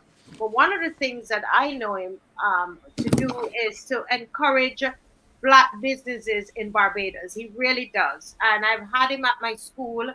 I don't know if you remember, speaking to young children, young Black children, about business. And he gave us his entire story of how he started as a teenager, as a businessman. And he had those children at the edge of their seat, Miss McLean, No, because he was giving them, as a Black man, he was giving them his story, and he was encouraging them, to those who want to get into entrepreneurship to get into it, and how he was successful as what he did. We've been down, did a tour of I can't remember the parish it's in, but we went there at this business place, and where they're doing the excavation and so on, and it was beautiful, a great experience for both the teachers and the students. I want to publicly thank Mr. Cherry for that, and to let people know that he's not just doing this for himself, but this is a long life mantra and mission about the plight of Black businesses in Barbados. We've spoken about putting on workshops and conferences, but I wanted to get that out, because sometimes people don't know, all that you do. Well, Mr. Cherry, we say welcome to the Marcia Week Show, sir. welcome. Thank you so much. Thank you so much, and a special good night to the entire panel. I saw. Good night. Good night. Good night to everyone. I see Mr. Good night. Franklin there. I'm honored to be on stage with Mr. Franklin tonight, and this the English panel. Good night, everyone, and thanks for having me.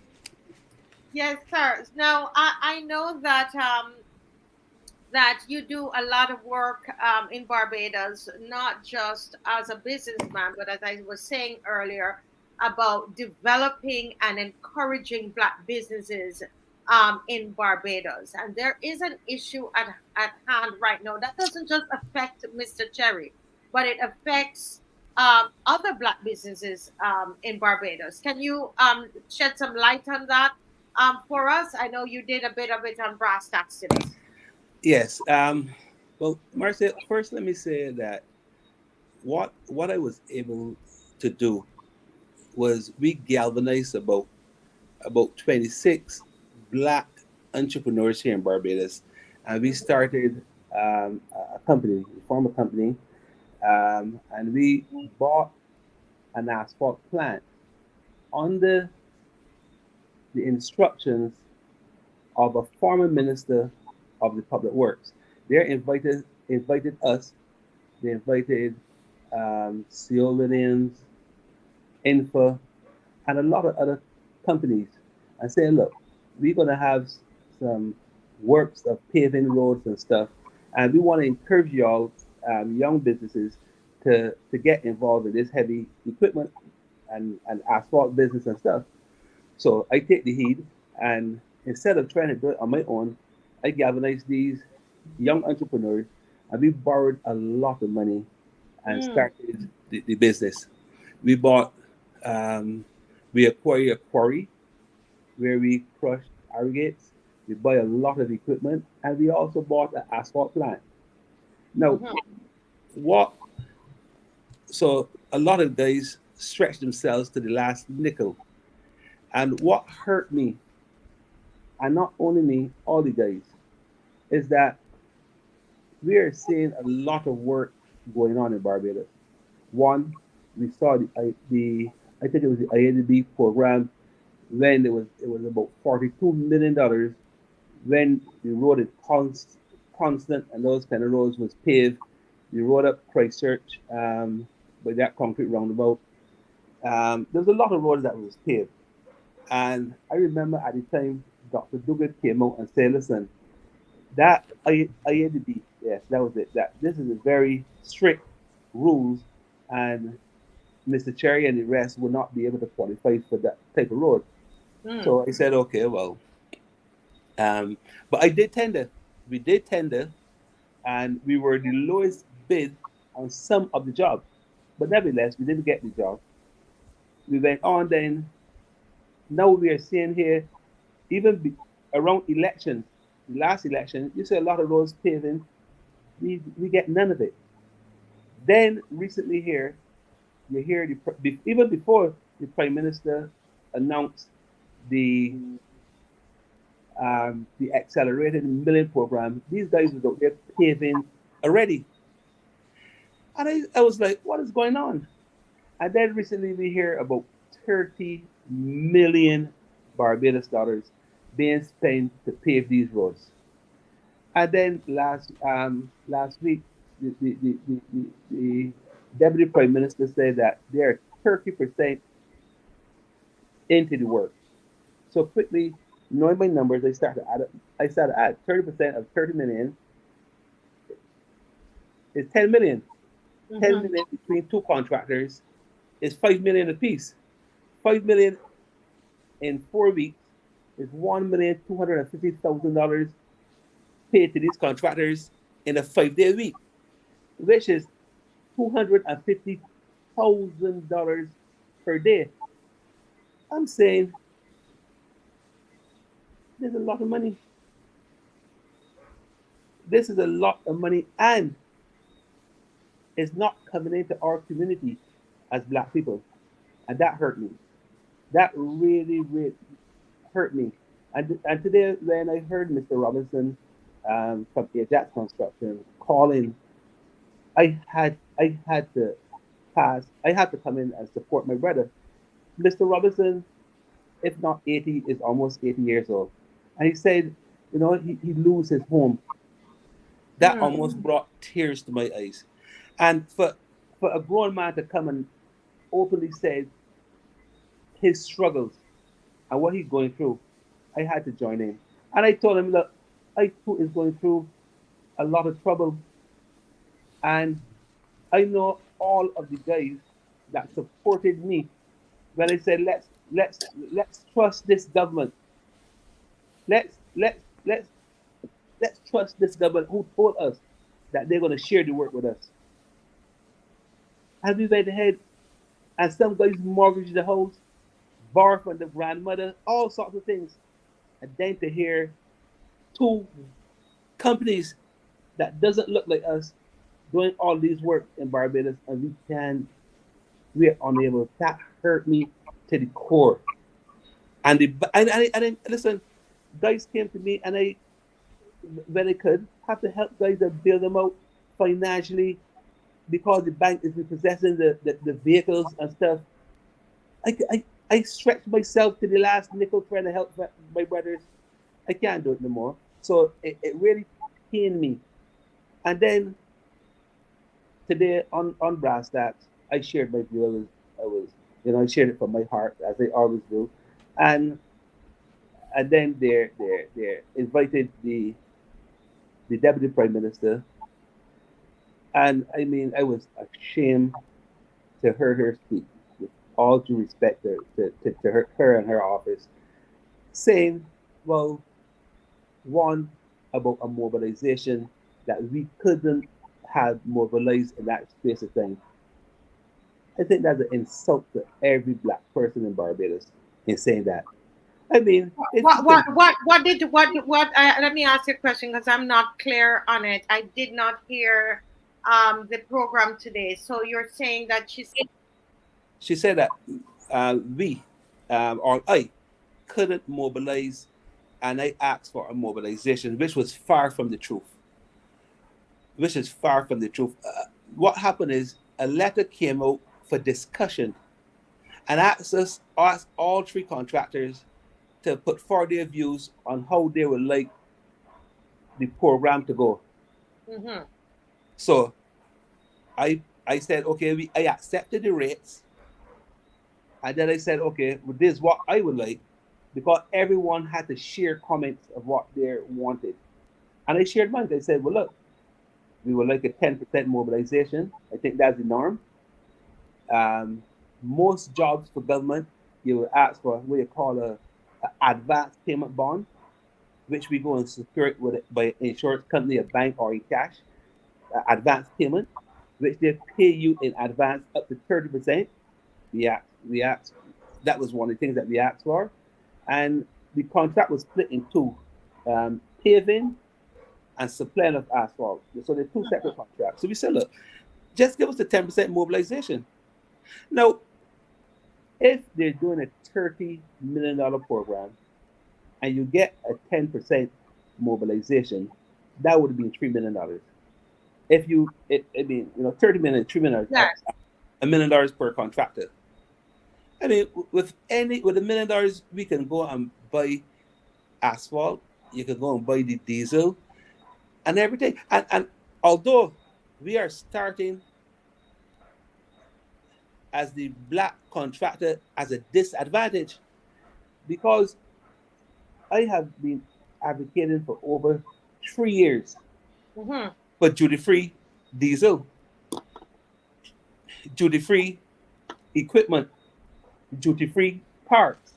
So I'm starting competing with C.O. Williams, with Infa, two white companies at a disadvantage, because these guys is about 20 to 30% less than me, but all of us working at the same cost. Why say that? Their diesel is duty-free. Their equipment that they're buying is duty-free. The oils are duty-free. The parts are duty-free. All of mine, I have to pay duty pay. And I'm competing with the same, I'm competing on the same job with them. So I already start at a disadvantage, and we are working at the same price. I came on Brass Stacks before, and I beg, I said, please help us, give us the duty-free concession. It's running an asphalt plant on the regular diesel. That is so hard. Well, guys may be getting it at way cheaper. I'm talking about almost 50% less. The duty-free diesel is 50% less, if not more. And you're going to burn a lot of diesel. It's running a D9 dozer. You can spend at least around $2,800 to $3,000 a day in diesel for one of those dozers. Buying diesel at the pump. Getting it duty free, you get it at half the price. But yet I have to compete with the same price Mm-hmm. on the same jobs. And if I am $1 over, I can't get the job. Let me share something, Marcel, what happened to me, which really pains me. I was working one of my D9 dozers in the sanitation landfill. Yes. And I went on brass tacks, and I shared my pain. The next day, I get a call and say, "Move out your tractor." And C.O. Williams rented his for $23 less on one tractor, and rented for $52 higher on another piece of equipment. But money's had to go. So I asked me, "What going on here?" I said, "Okay, this guy is $23 cheaper." And I have the LPOs here in my hands that I can still show. These things is wrong. Wow. So these guys are getting every single thing. All of the work at the landfill, all of the paving, even delivering all of the materials, even when they don't have a contract at the MTW. Because I have a contract and I don't get the work, all of my equipment parked. I invite y'all to come and see all of my their park rotting it down. And that pains me. And every single day I got to pass in front of that landfill and see somebody else tractor working, or I have to go and pass the road and know my asphalt plant down there rotting it down. Rotting it down. Wrong. And we got That's and immoral. That's wrong. and we can't That's get wrong. our it's hard. It is wrong. It's wrong. And Yeah. this and I am so hurt because this is a government that say that they care. And let me tell you, if I could speak out, and you know it gotta be bad. Yeah, yeah. So, Mr. Cherry, I'm hearing you, and I just want to. I mean, this is really, really so sad. So you said that these young Black entrepreneurs, they put together, they acquire a Yeah. quarry, an asphalt plant. They invested a lot of money. Some of them mortgage their homes, etc. To do this, and now they're just sitting by and watching these two Yeah. companies getting contracts. Now, the thing is, someone on here said, "Why are we putting this thing down to color?" I'm trying to find the comment said, "But why are we always with this color?" Because that's what it is, Marcia. Well, but That's let me what just it finish is. the question here. It's about why are we always with this color thing? We are against the shirts, the color shirts, because we said we don't line up behind shirts, but doing it with skin complexion. Are these white men Bajans or not? So that is the question. You were saying something, Dr. Ferdinand, before. No, you see, yes, nobody sir. wants to address the elephant in the room. That's a reality. That is a reality in this What country. is the reality? The reality is that there are Bajans who are treated differently because of their skin color. That's a reality. If you don't want to face it, just go and live on another planet. That's straight talk. This is something that is, Caswell, your mic is still muted.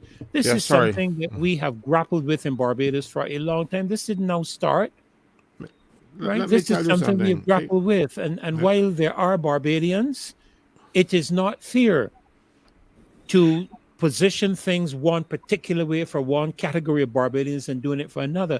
Why are they getting duty-free concession and Anderson not getting duty-free concession? Now, let me tell you something, see. Anybody who don't want to acknowledge that this is a white and black thing have their heads buried in the sand all the way down to their shoulders. I remember going to a case at one of these white companies. Like, I can tell you what happened. A guy who was a manager, 26 years experience in that company, and they brought in a young school leaver and asked this black manager to train the white school leaver to be a supervisor. So he took it upon himself to go out there and teach the boy this stuff. First payday, the little boy never had a payday before, so he didn't know what to do with the pay slips and things. So he tear off the check and throw the rest of the paper in the garbage. And somebody pick it up and see it. That youngster was making $18,000 a month as a trainee supervisor. The manager who was training him, black manager, white supervisor, white trainee supervisor, making $18,000 a month. And the black manager was making 9,000. The man who was training him, the man with 26 years experience in the field. Then what happened? The manager wanted to see how much money black supervisors were making. And he went to the supervisor and he said, tell me some, how much money these people paying you out here? And the black fellow get vexed. So you can ask my business. So then he showed him the pay slip for the white boy. The black supervisors were making $6,000. So the white trainee supervisor was making 3 times what the black fella was making. And they dismissed that man for showing out people confidential information. He got dismissed for that. Mind you, they came up with some other things saying he had business outside the company and stuff. They knew that for years because he had a side business that he used to hire that company to do work for him. And because it was not an area where they were involved in, they didn't mind. But then all of a sudden there was something wrong because he was doing it, and they had to find a way to fire him. They were paying him $9,000 a month. And the trainee supervisor, first pay back, he getting 18,000. This is the black thing, black and white thing. Yeah, And you don't fool yourselves. And I can show you even hardware businesses where you have some little white boys around the place don't know the difference between a 10-penny nail and a hammer, but they are supervisors. yeah. Mr. Franklin, Adrian Hines is saying here, and then I'm going to get back to Mr. Cherry. Adrian Hines is saying here that C.O. Williams took the government to court in the late 80s Yes, that's a or the fact. early 90s because Don Blackman gave a contract to Rayside. Yes, I remember Right? that. Now, Yeah. not right, and so they saw the need. They saw the need to make sure that everything was, when they felt that they were being marginalized. That they tried to make to make it right, and they went to court. I remember in the era of the arts, before we go back to Mr. Cherry, a white artist was trying to get a grant. This was under the DLP administration, and the father of that child told me that if she did not get the grant as a white Barbadian, that he was going to take the government to court because it would be because of her race. Because How would he know that? well, No, I'm saying this is what No, I he know, said. but I'm I'm telling saying, you what I was told, Miss McLean. And he said, I was shocked. He said to me, because so many grants I had applied for and never got. But he put the idea in my head. He said, we're going to court. And let me tell you, he wrote and he threatened the Ministry of Culture with going to court and with racism. And he got the money for that child who never used it one day to do what it was designed to do. Never sung another song after she got that money. I am talking facts on here. Okay? So what am I saying? I'm saying it goes, listen, guys, this thing about race, as somebody said, is the elephant in the room. Mr. Cherry, my question to you is where do you go from here? With these how many black young businessmen have you brought together? There's about 26 of us, and the guys had that conversation to see what legal stance that we have, that we can challenge the government on this as well. And because the guys is really hurting. So they asked me, and I will reach out to someone and see what could happen. But our situation is desperate. There, We need yeah. work now. People are losing their homes. Yeah, people are losing their homes. It's serious. You This is heard, not you a heard joke. the gentleman come on thing. The bailiffs is threatening people to repossess their equipment and stuff, and yet we still look. Barbados is made up of 98% blacks.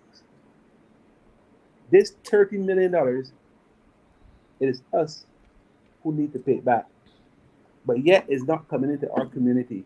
This is reality. There's a point of time that we need to rise up, and I think the time is now. Because we So are you're hurting. saying the 30 million, let's be clear for those people who just joined, that there is a contract right now, 30 million to pave the roads, right? Yes, ma'am.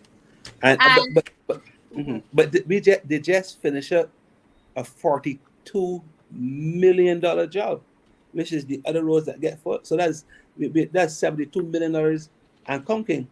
This is nothing.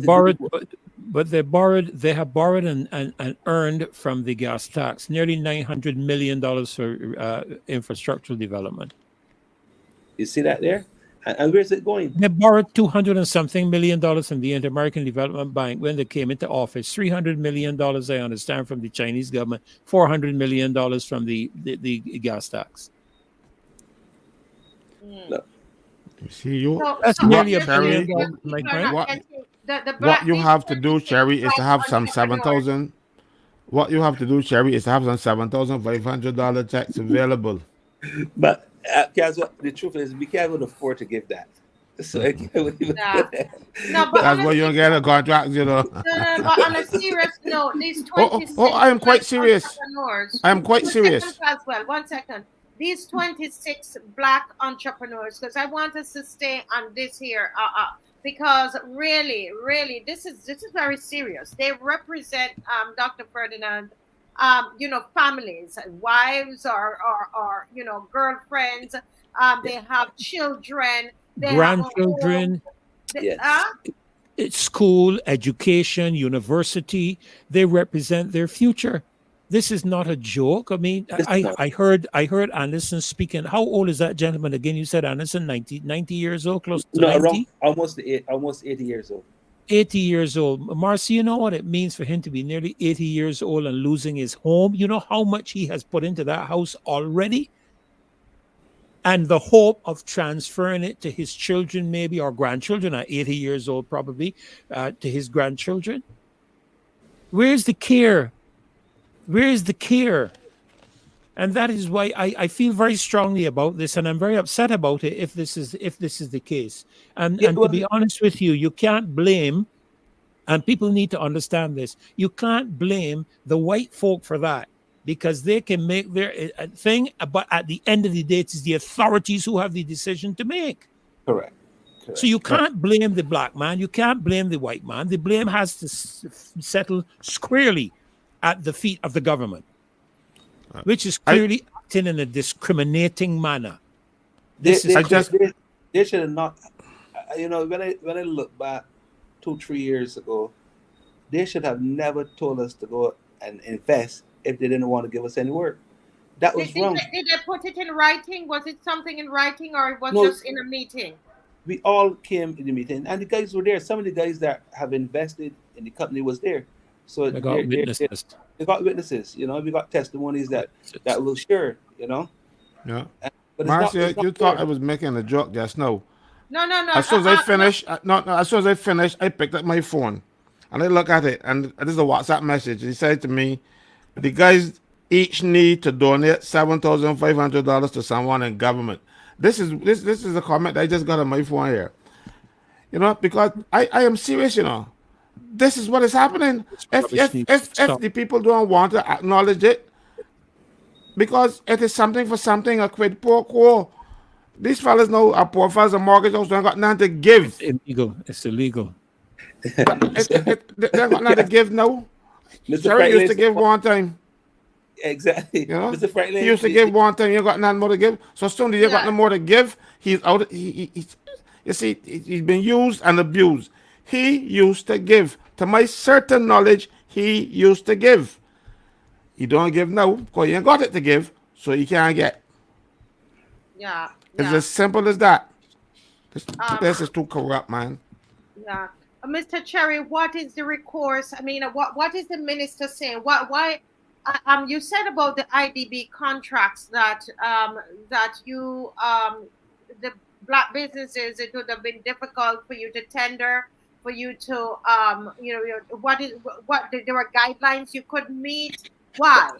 I really don't know what those guidelines are that I would have not met. I am totally shocked. As you know, I just finished the airport runway in Dominica. Right, that's what we were just showing. We were just showing because I'm going to brag about you there because you did a great work in Dominica. And Correct.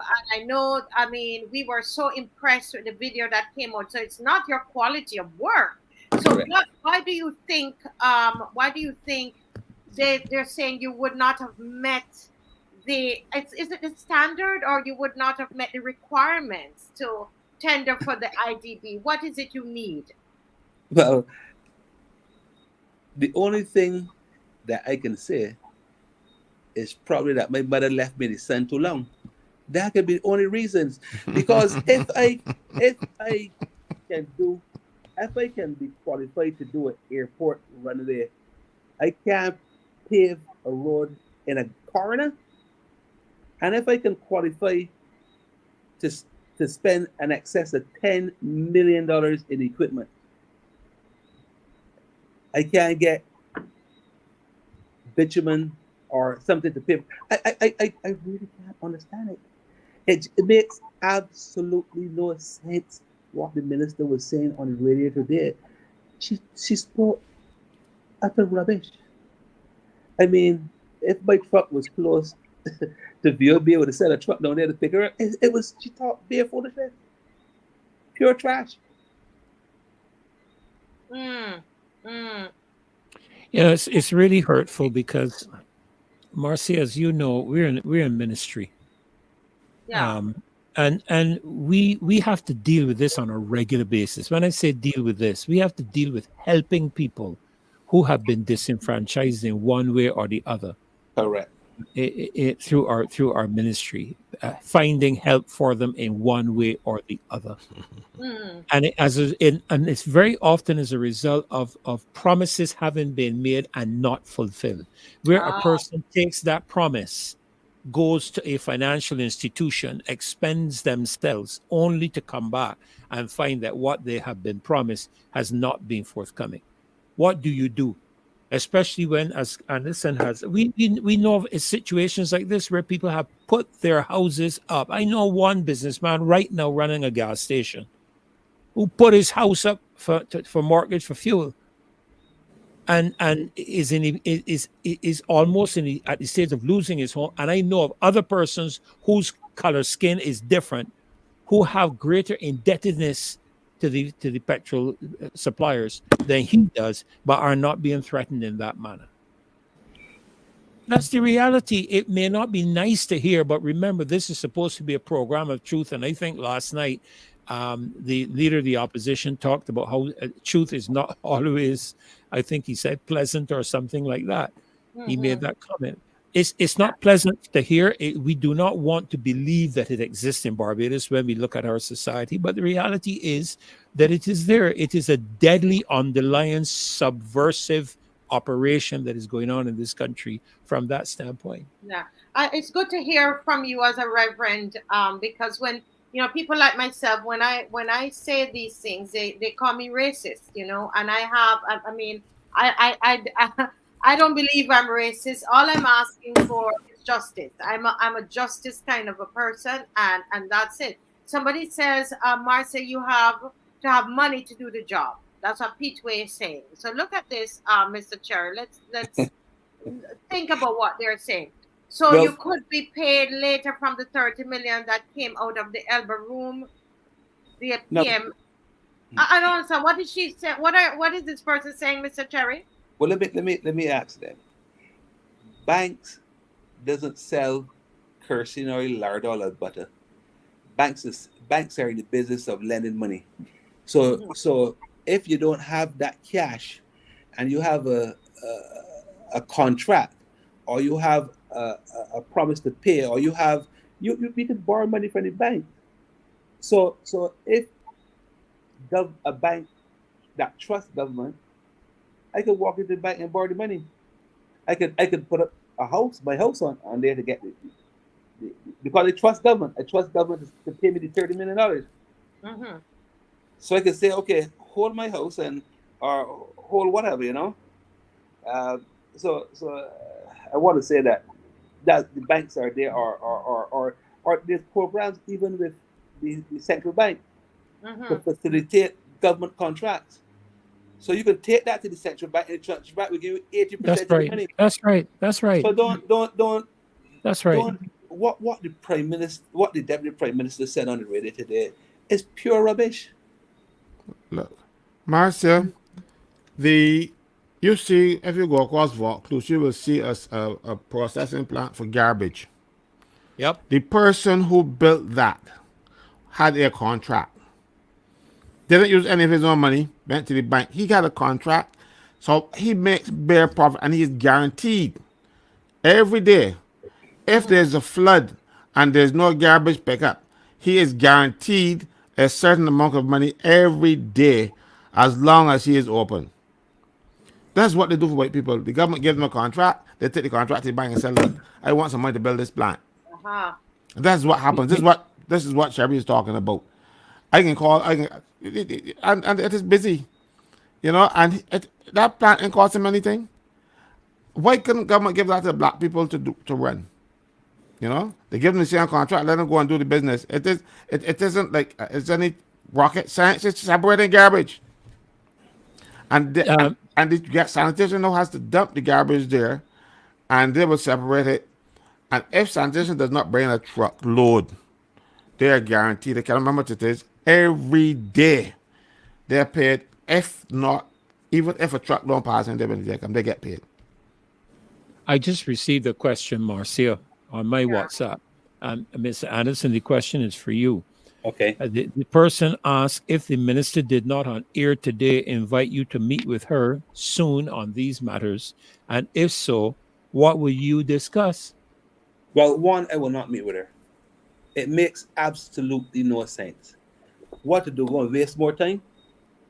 To be honest, the government already agree at the rates. They know they have a plan. Let's get to work. What to sit down in the meeting to tell me now? To waste my time? I have better things to do. I got to go there and look for money or drive a tractor or go and cut some palm grass. It makes absolutely no sense. I sit in with the minister. If you will call me to the ministry to give me a job or a check, I will come. But don't call me to tell me to sit down to discuss. There's nothing to discuss. The rates have already been set for the 3 contractors. Give us work. There's nothing else to discuss. Listen. Mercy, I'm not begging for anything, you know. I'm demanding what is for us. Yes. And that's what we have to stand for. The righteous should be bold as a lion. I ain't begging. No. Discuss that. Yeah. Discuss a Ms. McLean, good night again. I know you want to say something because entrepreneurship is a big thing on your in your mission as a person. And so what are your thoughts about what you're hearing tonight? Thanks a lot, because I was trying to say something earlier. The reality is, and this goes back to the question about black and white, we have to stop pretending in this country. And we have to accept that white business starts with several advantages. White privilege. Well, and I would use that term. One, historically, they have had access to resources that we have not had. And therefore, and then because they have dominated the business sectors, they have access to resources. Commercial banks. I was a director at 2 banks. Commercial banks have generally treated with these people in a very different kind of way. If governments, and I say this as a former member of government, because I feel very strongly about this. If governments want to do something, we talk about enfranchisement. And if we want to do something, we have to start from place of understanding I the agree. limitations that Black businesses face. I'm not exonerating, or excusing them from doing what they have to do, but we have to understand the context Yes. in which business takes place. And I know, because years ago, we some friends and I started a business. We had accountants, we were trained in management, whatever, and we were operating on a certain level. I'm doing well. We putting your money in the bank. When we wanted to move, bank officers were asking us if we were able to do so. I said, but look at us. Look at the record. Look at our experience, qualifications, and whatever, how we've run the business. But the notion was that there's certain people who should stay at a certain level. Now, Yes, back to the point I precisely. make, if government wants to help, Correct. what is the issue? Now, they have been told to go and set up a plan. And I heard somebody ask, because I listened to most of the program today, somebody asked, what about other business? The reality is, if you look at the size of contracts, the private sector in Barbados, big, small, and in between, are very dependent on government contracts to survive. So don't That's fool right. yourself. I That's can call right. on them to pave my driveway or something, but that is a couple As $1,000. pittance. It costs so much to And that move. Like, does not keep a business going. Okay, so what has to happen? And I remember when there was a discussion of looking to allocate a percentage of government business, and the first point I made was, in order to make that real, there has to be some kind of hand holding. Okay, and what I'm saying is that, so for example, you have asked 26 business people to come together and do this. If they have done it, and as we heard just now, if they extended themselves to get that money to do that, they've equipped themselves, but they do not have the luxury of long lines of credit, do not have the luxury of parents who probably have years of profits in a bank and so on. And so the question is, how do I facilitate? And so the whole question of mobilization, and that's a part of the industry. But beyond that, the government also has to recognize that, and I heard, I think it was Mr. Williams speak about this morning, that you've done work and it takes a year to pay you. In a situation where you are operating on a shoestring, and therefore when it comes to cash flow, you don't have the luxury of waiting.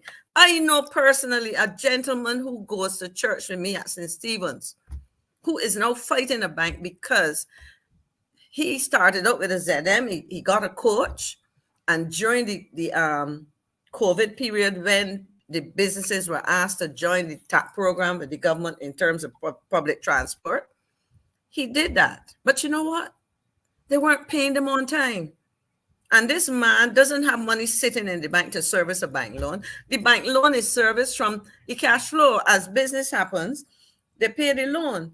So he couldn't do it. The bank couldn't care less that the government owed him money for a long time, and they've sold his vehicle. So he's out of business. Yeah. So the point that I'm making is that while people will say, should there be other business? And I repeat myself, the reality is a lot of business and a lot of businesses rely on government contracts to survive, big, small, and in between. And whether we like it or not, we have this habit in this country with Black people of favoring. I mean, I heard Caswell, and I know he was in tongue in cheek, but he was also talking about some of what happens. But there are also, all kinds of businesses support initiatives in constituencies and so on. But I will tell you this: if you look around this country, there is a favor. And I want to raise something that is tangential but related to this.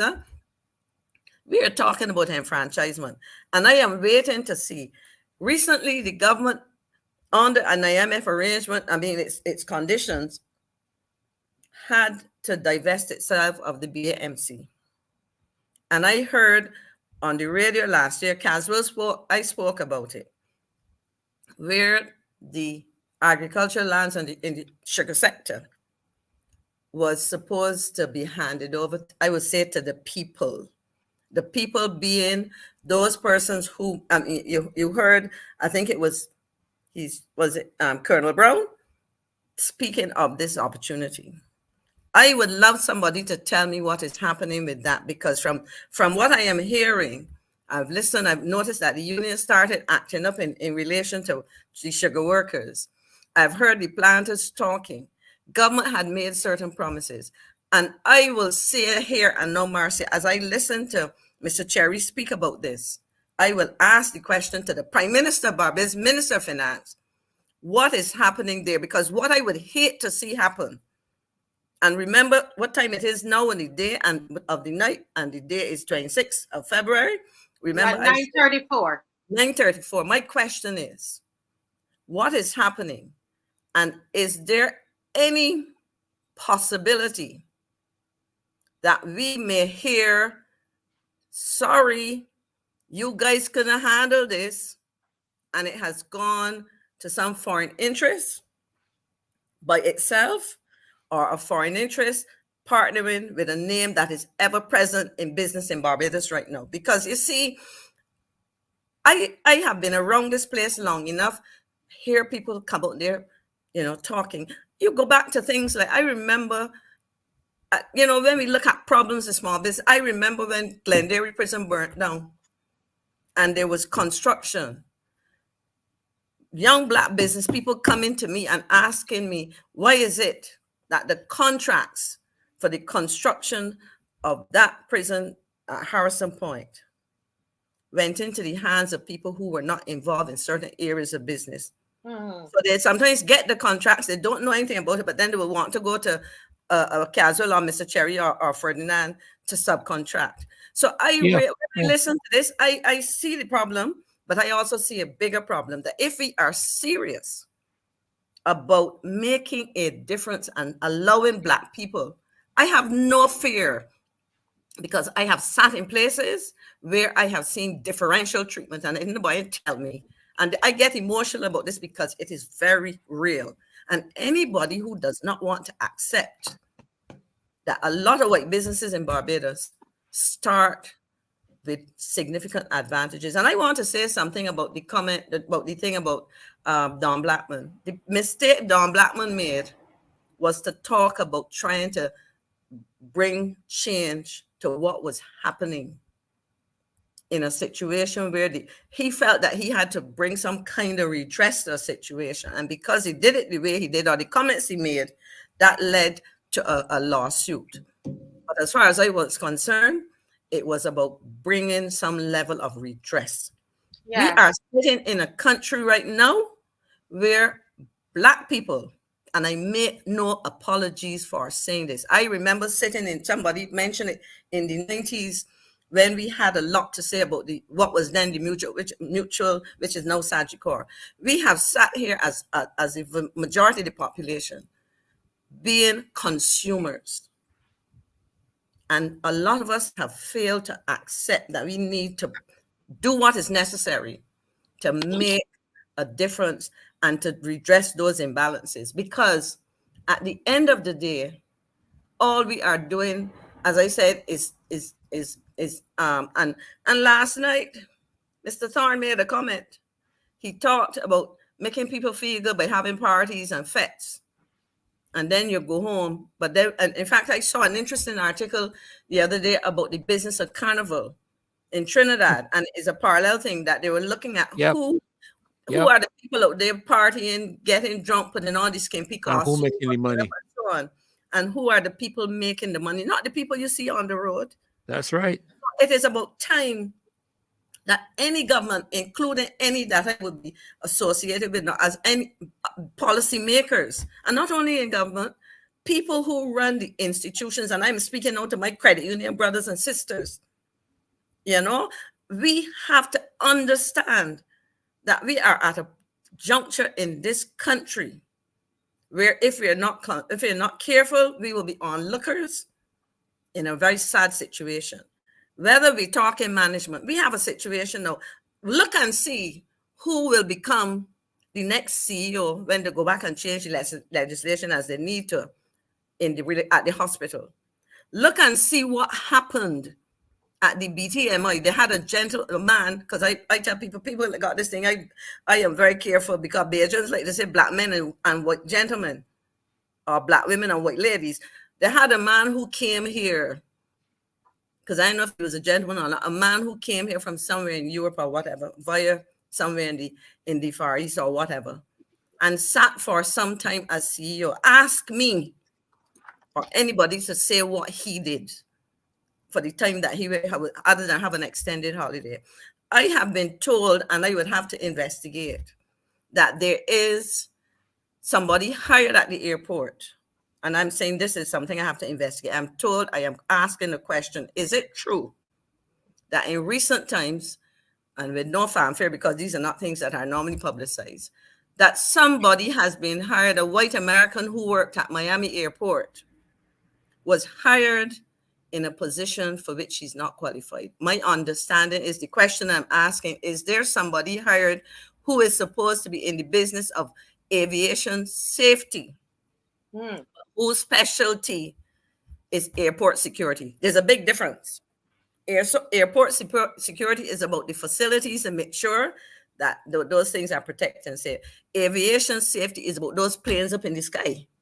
And so the point I'm making, Marcia, to that person who was asked the question, people seem to come into this country, or persons in this country, yes, they're Barbadians, and we are all entitled. I heard you make reference to somebody who threatened. That person was actually being a bully in saying what they said about if their child don't get this. The person probably felt that so long as they apply, they should get it. But they're the ones drawing the race card for the wrong reasons. But I am telling you that when you look around this country, the playing field is not level. And in order to make sure that there's some, even-handedness, we have to look at how we facilitate it. Now, I don't know all the ins and outs of Mr. Cherry's negotiations and so on. But at the same time, I listened to the Deputy Prime Minister today, and I really was not impressed with what she was saying. There's a comment here, thank you, Miss McLean. There's a comment here that from Mr. Ronald Jones. I don't know if this is the same Ronald. The face is my former colleague, yes. Former minister. I don't know if it's actually him, but he's saying that's his face that's there. The issue is about Black empowerment and recognition of Black business persons' ability. And Mr. Cherry, do you agree with this comment from this Ronald Jones? We don't know if it's the same person here. Yeah, it is. It is Marcia. It is. Somebody put up his picture if it isn't him, but I am sure it probably is. All right, go ahead, Mr. Cherry. No, I totally agree, Marcia. I totally agree, and we are overlooked in so many different ways. Can you speak up a little more? Is it me or is low? No, I'm not too sure, but we're being overlooked in so many different ways in so many different industries. For instance, let me speak about construction. Most of these construction companies hire us as workers. So I believe in their mind, they only believe that we can be workers. Now, to rise up as a little Black boy from Bashal, to come to own an asphalt plant in Barbados, to me, that's a big thing. Now, an asphalt plant in Toussaint, or to own X amount of D9 dozers and everything, or to own a quarry, or to own a plantation, that's a big thing. Now, so, and furthermore, to galvanize 23 persons that look like me, to compete with them, we know it's time for us, for our voice to be heard. So I will not stay and suffer in silence anymore. Good. Nor my team. Good. I worked very hard, and my team worked very hard so that we could be a voice. And I would like more people that look like me to listen to me. Don't judge me because you may think that I'm this body friend and that body friend. Listen to what I'm saying. There's 98% of us. We need to have a matter of fact, I should not be here on the radio today or right now asking for a part of this $30 million contract. It should be the other way around though. Because we have more on our side, we need to rise up. We need to wake up. When money comes into our community, I just go and buy some bread from the bread shop down the road, or I'll go buy my guy down St. Peter for a stop, and I'll go and buy a chicken foot. Because I keep the money in our community, and that's what we need to do. We need to open up our eyes and rise up. Listen, at the end of the day, we have to pay back this money. It is us who have to pay it back, and we need to benefit from it. We need to really benefit from it. And everyone here, 98% of us in Barbados will be taxed to pay back this road money. It's not Santia Bradshaw money. It's not the Honorable Mayor Motley money. It is our money. We entrusted them. And look, we're now getting kicked to the curb. This is wrong. We elected them and entrusted them with this $30 million. And here it is tonight. We can't benefit from it. This is so wrong. I don't know if the power gone to people's head, but this is wrong. This is wrong. This hurt me to the core. And it should hurt every Black person in Barbados today to see what is going on.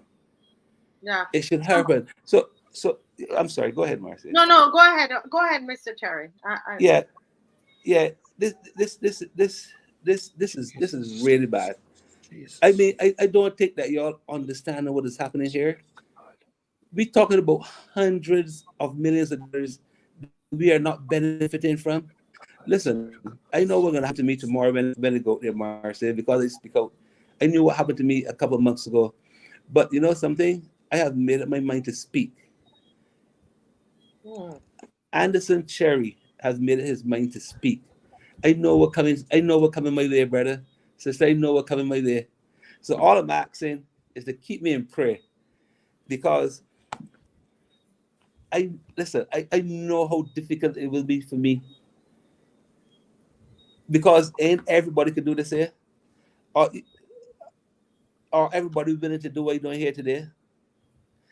I know it'll be a martyr for many of us, but all I'm asking, even if I fail, because it's a great possibility I will fail. 95% of businesses fail. Mm-hmm. That's the reality. So it's a great possibility of I failing. But I would like to send a message to the other person that's coming after me. Is don't give up and stand up for your rights and stay positive. Don't let me tell you, it's not easy. This is real, you know. I'm not playing Monopoly. We're playing with real money. $10 million in 10 cents. When you're seeing those big factories park up and all those excavators and stuff, and an asphalt plant, it make all the metal every day, it deteriorating. The reality is that when you come to use it, you may have to repurchase an entire new component altogether. And then the minister came on air today and insulted me. And not only me, every single Barbadian today, 85% of y'all was insulted today when she said, well, look, will you be able to start tomorrow? I found that offensive. Yeah. Let me hear what you're saying. Let me hear what so you're saying, Mr. Cherry. She was because I didn't hear the program. Will you be able to start tomorrow? Correct. Here is Dave showing the kind of work that you were doing in Dominica. Why is she saying that, Mr. Cherry? What's going on? There's an entire barge full of equipment that just came in from Dominica from doing the airport extension. That ain't 2 cents in equipment. Nope. And you know what you had it not because 2 cents either. Then wait, because you can't get to work at home. You understand? Right. It is sad. Look, imagine, as I said just now, the deputy prime minister. We ain't talking about no backbencher or the deputy prime minister told me today, Mr. Cherry, tell me something. If I mobilize you tomorrow, will you go and start paving? I mean, that was one of the most silliest questions I have ever heard. She know if she used her common sense, she would know that those equipment parked and they begging for work for the last 2-3 years. The park down there getting rustled, and all that we asked was a reasonable ask. All right, these other guys are already rolling. They're working. They're busy. They're working already. Mobilize the store. Help your brother. And even if you don't want to give us money, that's okay. All you have to do is give us a contract or give us a letter saying, look, we can do this work. We're going to find the money. It will happen. And there's no doubts about it. It will come. But I'm saying, how can you come on the national radio and insult every person like that listening to you, that know that equipment, that part, got to get grease, it got to get diesel, it got to change filters, a line may be rusted, a tire might need fixing. Come on, man, that's an insult. Yeah, go Let's ahead, take Caswell. Mr. Caswell, go ahead, please. We can't hear you, Mr. Franklin. He was, as the This person government said, disrespect. and the white people in Barbados have like the planet to make sure that people don't reach a particular level. They keep you down. This is what this is doing. And the Barbados Labour Party now has been doing it for a while. And under Mayor Motley, it is even worse. Now let me show you something. BS&T was up for sale. Not a Bajans get a chance to buy it, and they don't sell it to Bajans, because they don't want Bajans to get into that lucrative business. BS&T, the white people company that used to do all the trading in Barbados. Remember them? Now it's called Massey. Collins Limited again. The guy born who established it, he going out of business. Who he sold it to? He ain't sold it to Barbadians. They're making sure that Barbadians do not reach these heights. We are supposed to provide workers, and workers to be mistreated. Because even at the same Collins Limited, the white people get more commission than the blacks for selling the same thing. They're making sure that, and then the black people commission what do they call it? They can't go above a certain amount of commission. Why the white people commission is unlimited. They can go as much commission as they can get. They are making sure that Barbadians don't reach the heights that thing. And the government is complicit in it. And the thing is, the people of Barbados go along and run up behind the truck and jump up behind platforms and wear shirts, illegal t-shirts that say that Mayor cares, because they are illegal. That'd be another thing I might tell too. But contrary, the law says Section 10A of the Elections Offences and Controversies Act make those t-shirts illegal. And they use them every time. And they put them up on the foolish people around about the place, walking about with them, and those same people who you run out there and fight for, keeping you down, forcing you down. And you don't see the white people and at the meetings jumping up, They're conking the money. Mind you, they're conking out the money they can't get the campaign. And I can tell you, I was an assistant secretary, so they can't deny it. This is really Marcia, I think yes. I'm listening to all of this, and there's one important point that was made by Mr. Cherry just now in terms of mobilization. Up to last week, I heard the Prime Minister and Minister of Finance speaking of the billions of dollars in excess liquidity in our commercial banking sector. What that is saying, that any business with a bona fide contract should have no problem. Get it financing. Because if you go to the bank and say, listen, we have a contract to deliver a $10 million road repaving program, That's money in the bank, figuratively and literally. You really have to ask a series of questions. I'm not going to repeat myself. What is the commitment of the government to addressing this thing about facilitating Black businesses? And I make no apologies for it, because when you look at the consumers in this country, the vast majority are Black people. But for whatever, and you see it all the time, you take a case, an opportunity to the government, and it is ignored. Or you're given a runaround, and your monies are delayed, things are held up in the port, all kinds of things are happening. And I am saying no, that, like Mr. Cherry said, enough is enough. In the same way that this loyal opposition has been speaking to matters related to Parliament and so on, we have to speak as consumers and as people who are aspiring to grow our wealth, either through active entrepreneurship or through what you call passive investment.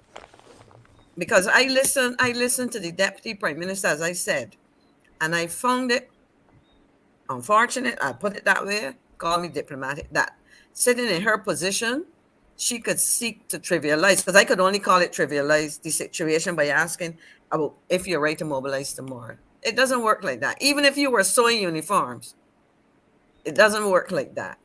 And it was frankly disrespectful. I agree. It was disrespectful. And I really am saying to an administration that has total control of all decisions related to government, because there's no opposition. Well, there's no one opposition, but even then you can only highlight and speak, and hopefully by bringing matters to the forefront, seek to do something. But I'm calling, we're in a situation right now where our young people are frustrated. And say, for example, those 26 business people who may have sons and daughters that they want to bring into their business, Right. but far from being able to bring That's them exactly into what I mean. Yes. far from bringing them into the business, you're saying to them, I can't even feed you because I tied up all my cash resources in anticipation.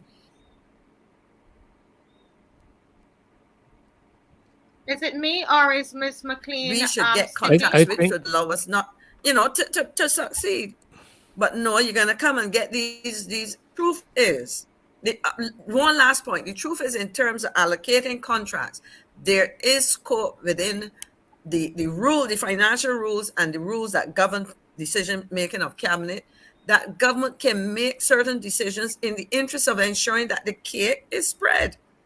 I made reference to that earlier when we were talking about the estimates. So I really cannot see why what is being described should happen. And over 3 years, with all that we've heard about roadworks and so on, that Barbadians like Mr. Cherry can get in on at least 10% of that business. Yeah. Let me defend Santia. So we have to be balanced now. So I can defend Santia. Oh, dear Jesus. I'm going to defend her. Please. Let me see this. You curveball. remember? I can hear you. You remember in the St. George by-election when Tony Moore won the election in St. George? Yes. Reefer was talking about getting work for the people and the works. Prime Minister said all big works got to come through her. Santi just talking. This the Prime Minister doing works. these businesses here. All these big works. So give Santi a break. The big shit, the Prime Minister, the big works they coming through she. This is the Prime Minister's doing. Because the Prime Minister said, not me. All the big The works. Prime come Minister through. That's said, true. all big works got to come through her. There's big works. Yeah. You understand? So Santia probably just get sent out to do a little talking and didn't know what to say, poor girl. Because she ain't too bright. Because on the same campaign, she got me talking about she got pedigree. I know the pedigree she got. But mind you, when I saw that, I went online and I took a picture of the pedigree dog food and I posted it. It says Santia got dog food. But so I guess you a break, man. She got pedigree. Yeah. And it is not her, it's the Prime Minister. She said that all of these big works must come through her. Through the Don't Prime forget it. Minister. So I defended her. On So she can't sue me now. I defend her. on a friendlier note, Marcy, if I can very quickly to Anderson, does the name Robert Fernandez ring a bell to you? Yes. Yeah. He asked me to say hello to you. All right. Okay. we, You know, we can talk. We can talk further.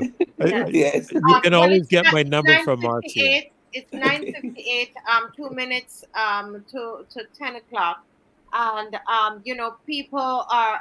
I mean, Mr. Cherry, and I can tell the rest of the panel, you can see how fired up we are about this because it's something that matters to the people, and we are the voice But of the it people. hurts. It hurts. And so, it hurts. if you can get as many of those 26 black businessmen to come on the show, there's over 1,500 Oh, sure. people watching it right now. I tell you, by tomorrow morning, it's gonna double because those Wow. from UK, the US, and the UK, they watch it. But I'll tell you, this is Not going double, to double Marcia. Not Yeah. double. It's going to quadruple by tomorrow morning. by tomorrow. So what I'm saying to you, Mr. Cherry, if we can, because all it needs is a public now. Remember, No, it we are did the not. That's opposition. right. Let us not leave everything on Mr. On the leader of the opposition, right, Mr. Ralph Thorne. Let's not put everything on his shoulder. We make up part of that opposition. It's 280,000 or 260. I can't figure out what the real number is of people that live in Barbados, and 98% of us in here are not white. Okay, and what we're saying, this is not against white people, and those Yeah, you correct. know my stance already. It's about equity. It's about justice. Correct. It's about fairness. It's about making sure that and when it comes on to contracts or whatever it is, that we understand that we are going to make sure that everybody's on the same playing field. We see from the pictures that Mr. Cherry and these businessmen, they have what it takes. Yes. They don't need to prove that to you anymore. And so we're inviting them on the show to come Yes. on each evening on the show. Bring them on. And if we cannot, if there's no change, we hit the streets. I say we hit the streets because it's very, very important. Unless you do something like that, they're not listening. They need to know that the Barbadian public, we are tired of this. We are tired of it, and they need to understand that very clearly.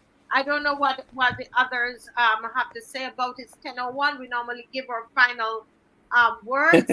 And so let me go to Mr. Cherry first, our guest, and then Ms. McLean, and then Dr. Ferdinand, and then the General. Go ahead, Mr. Cherry. What's the last word you want to say to Barbadians? Well, Marcia, first, let me thank you for inviting me to the show. And I think you're doing a wonderful job as the official opposition. Can I say that again? Loyal. Yeah, loyal opposition. I think you're doing a fantastic job. And I want to say to Barbadians and people across the world. Speak up a little louder. I want to say to Barbadians and people across the world who look like me, it's time to wake up. It's time for us to rise up, and break those chains and get up and speak.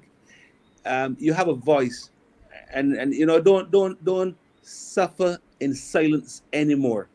Let's rise up. Let's get up and speak, and and fight for your rights. Just fight for your rights. Too long now that the knees were in our neck. Just time to rise up. That is all I want to say. Yes, thank you, Mr. Cherry. Miss Maxine McLean.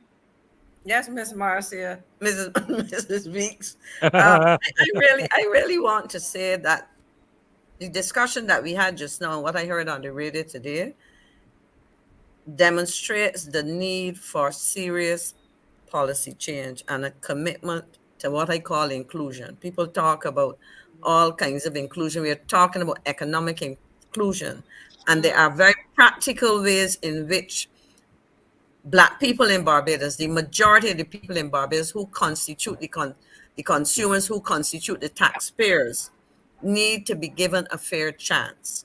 From what I am seeing, that is not happening. The way contracts are worded and so our decisions are made, you see, there's no commit. It doesn't have to go to the lowest or the highest bidder.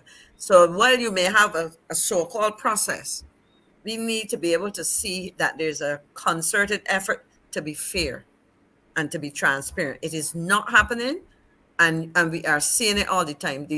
The opportunities are there, the funding is there, and I am also then beyond government. And I am saying also to entrepreneurs, and Mr. Cherry has identified those. We have the resources, the technical resources, we have the professional resources to provide the support.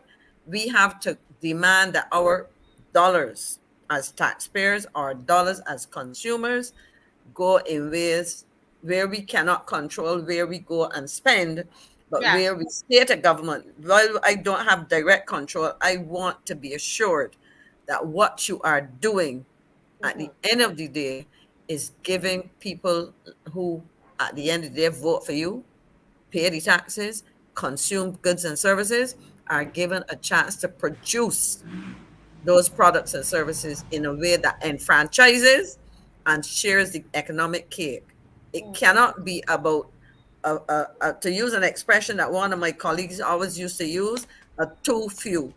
And that is what we are seeing all the time.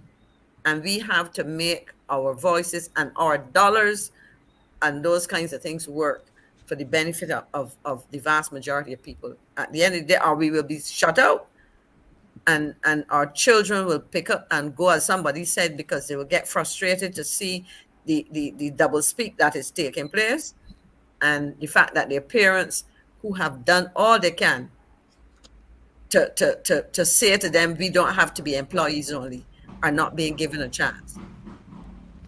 Yeah. Thank you, Ms. McLean. Reverend Nichols? Well, Marcia, you said something earlier that I caught, that you found it interesting that as a reverend I would express what I did with relation to the whole matter of race.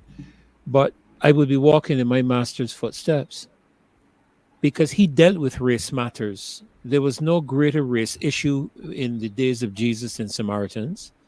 And he went out of his way. If you read the four Gospels, he went out of his way to address those issues. And it is incumbent upon us, and I am going to be very careful when I say this, it's incumbent upon us as believers, and I am making a specific reference to believers, to ensure that we do not help to perpetuate the very said same thing that our Lord and Savior Jesus Christ died on Calvary to remove. Yes. And that is the whole issue of race. He says there's no longer Jew or Gentile, Hebrew, all one. So he has always worked toward that aspect. And I really want to apologize. And I don't know if I necessarily, Maxine would probably, as a deacon, be able to tell me if I possess the right to do what I'm about to do. And that is that I would like to apologize to the people of this country for the church's involvement in disenfranchising Black people. I am being very serious. And I'm being very serious about it, because if we are going to be true to our history, we cannot ignore that factor. We simply cannot. So I want to say to you, Anderson, I know you're a man of faith. And I don't care how big a giant comes your way, you will always be able with 5 stones to take them out. Just be prepared to sling the right sling. Amen. Wow, powerful. That's really powerful, Reverend. That really touched my heart. Let's hear from the General. This is a very, very, very touching show. I'm serious. This is very, very serious show. Mr. Freddie, Franklin. you're apologizing for the church's role, but you apologize for a lot of churches, and from going way back. Oh, You remember yes. during slavery? Oh, yes. The, Oh, yes. there's somebody just said amen to that, Reverend, because I'm not going to talk about Amen Alley. You know, there's an alley built up by the thing called Amen Alley. Uh-huh. You know where that was given the name Amen Alley? Because the slaves who rode their masters to the cathedral, Go ahead. and they couldn't go in, so they had to park Yeah. the horses down that alley, and they would, down there, and they would, when they hear the preaching coming across it, they would say Amen, and the people making fun at the people and call the alley Amen Alley. They even make fun at them then. That's where the name came from, Marcia. Amen Alley. Black people don't pay or won't pay campaign donations to the Barbados Labour Party, so this is what will happen to them. It's as simple as that. I make no apologies for what I'm saying, so if I get something in my tail, well, so be it. But let me make a suggestion to Mr. Cherry and his people. We have been marching on foot through Bridgetown. It's 9 marches or 10 marches, no marches. I losing Wow, track. about 10. I think about 10. I Right. have to, yeah. Right? But a march doesn't always have to be on foot. The Public Order Act says the marches could be on bicycles. It could be on vehicles. So you need to get your vehicles and drive through Bridgetown. That's a public march. You apply to the Commissioner of Police for permission to march, for a public march, using your vehicles. And use your vehicles and let people see your empty vehicles with nothing on them going through Bridgetown. All of those 26 people hopefully will got at least a truck. So you will got at least, and you got more than one truck, so you get some man to drive down the road. And let people see what is happening. Because the only way you're going to demonstrate to the public that this is happening, because they hit on brass tacks, but they're going to see it. Drive up through Broad Street. Get permission from the police. You don't got to do nothing and drive slowly and come up the road and let people see. And you will be able to get up and say, well, look, all we can do with our trucks is drive them up through Broad Street because we ain't going to work for them.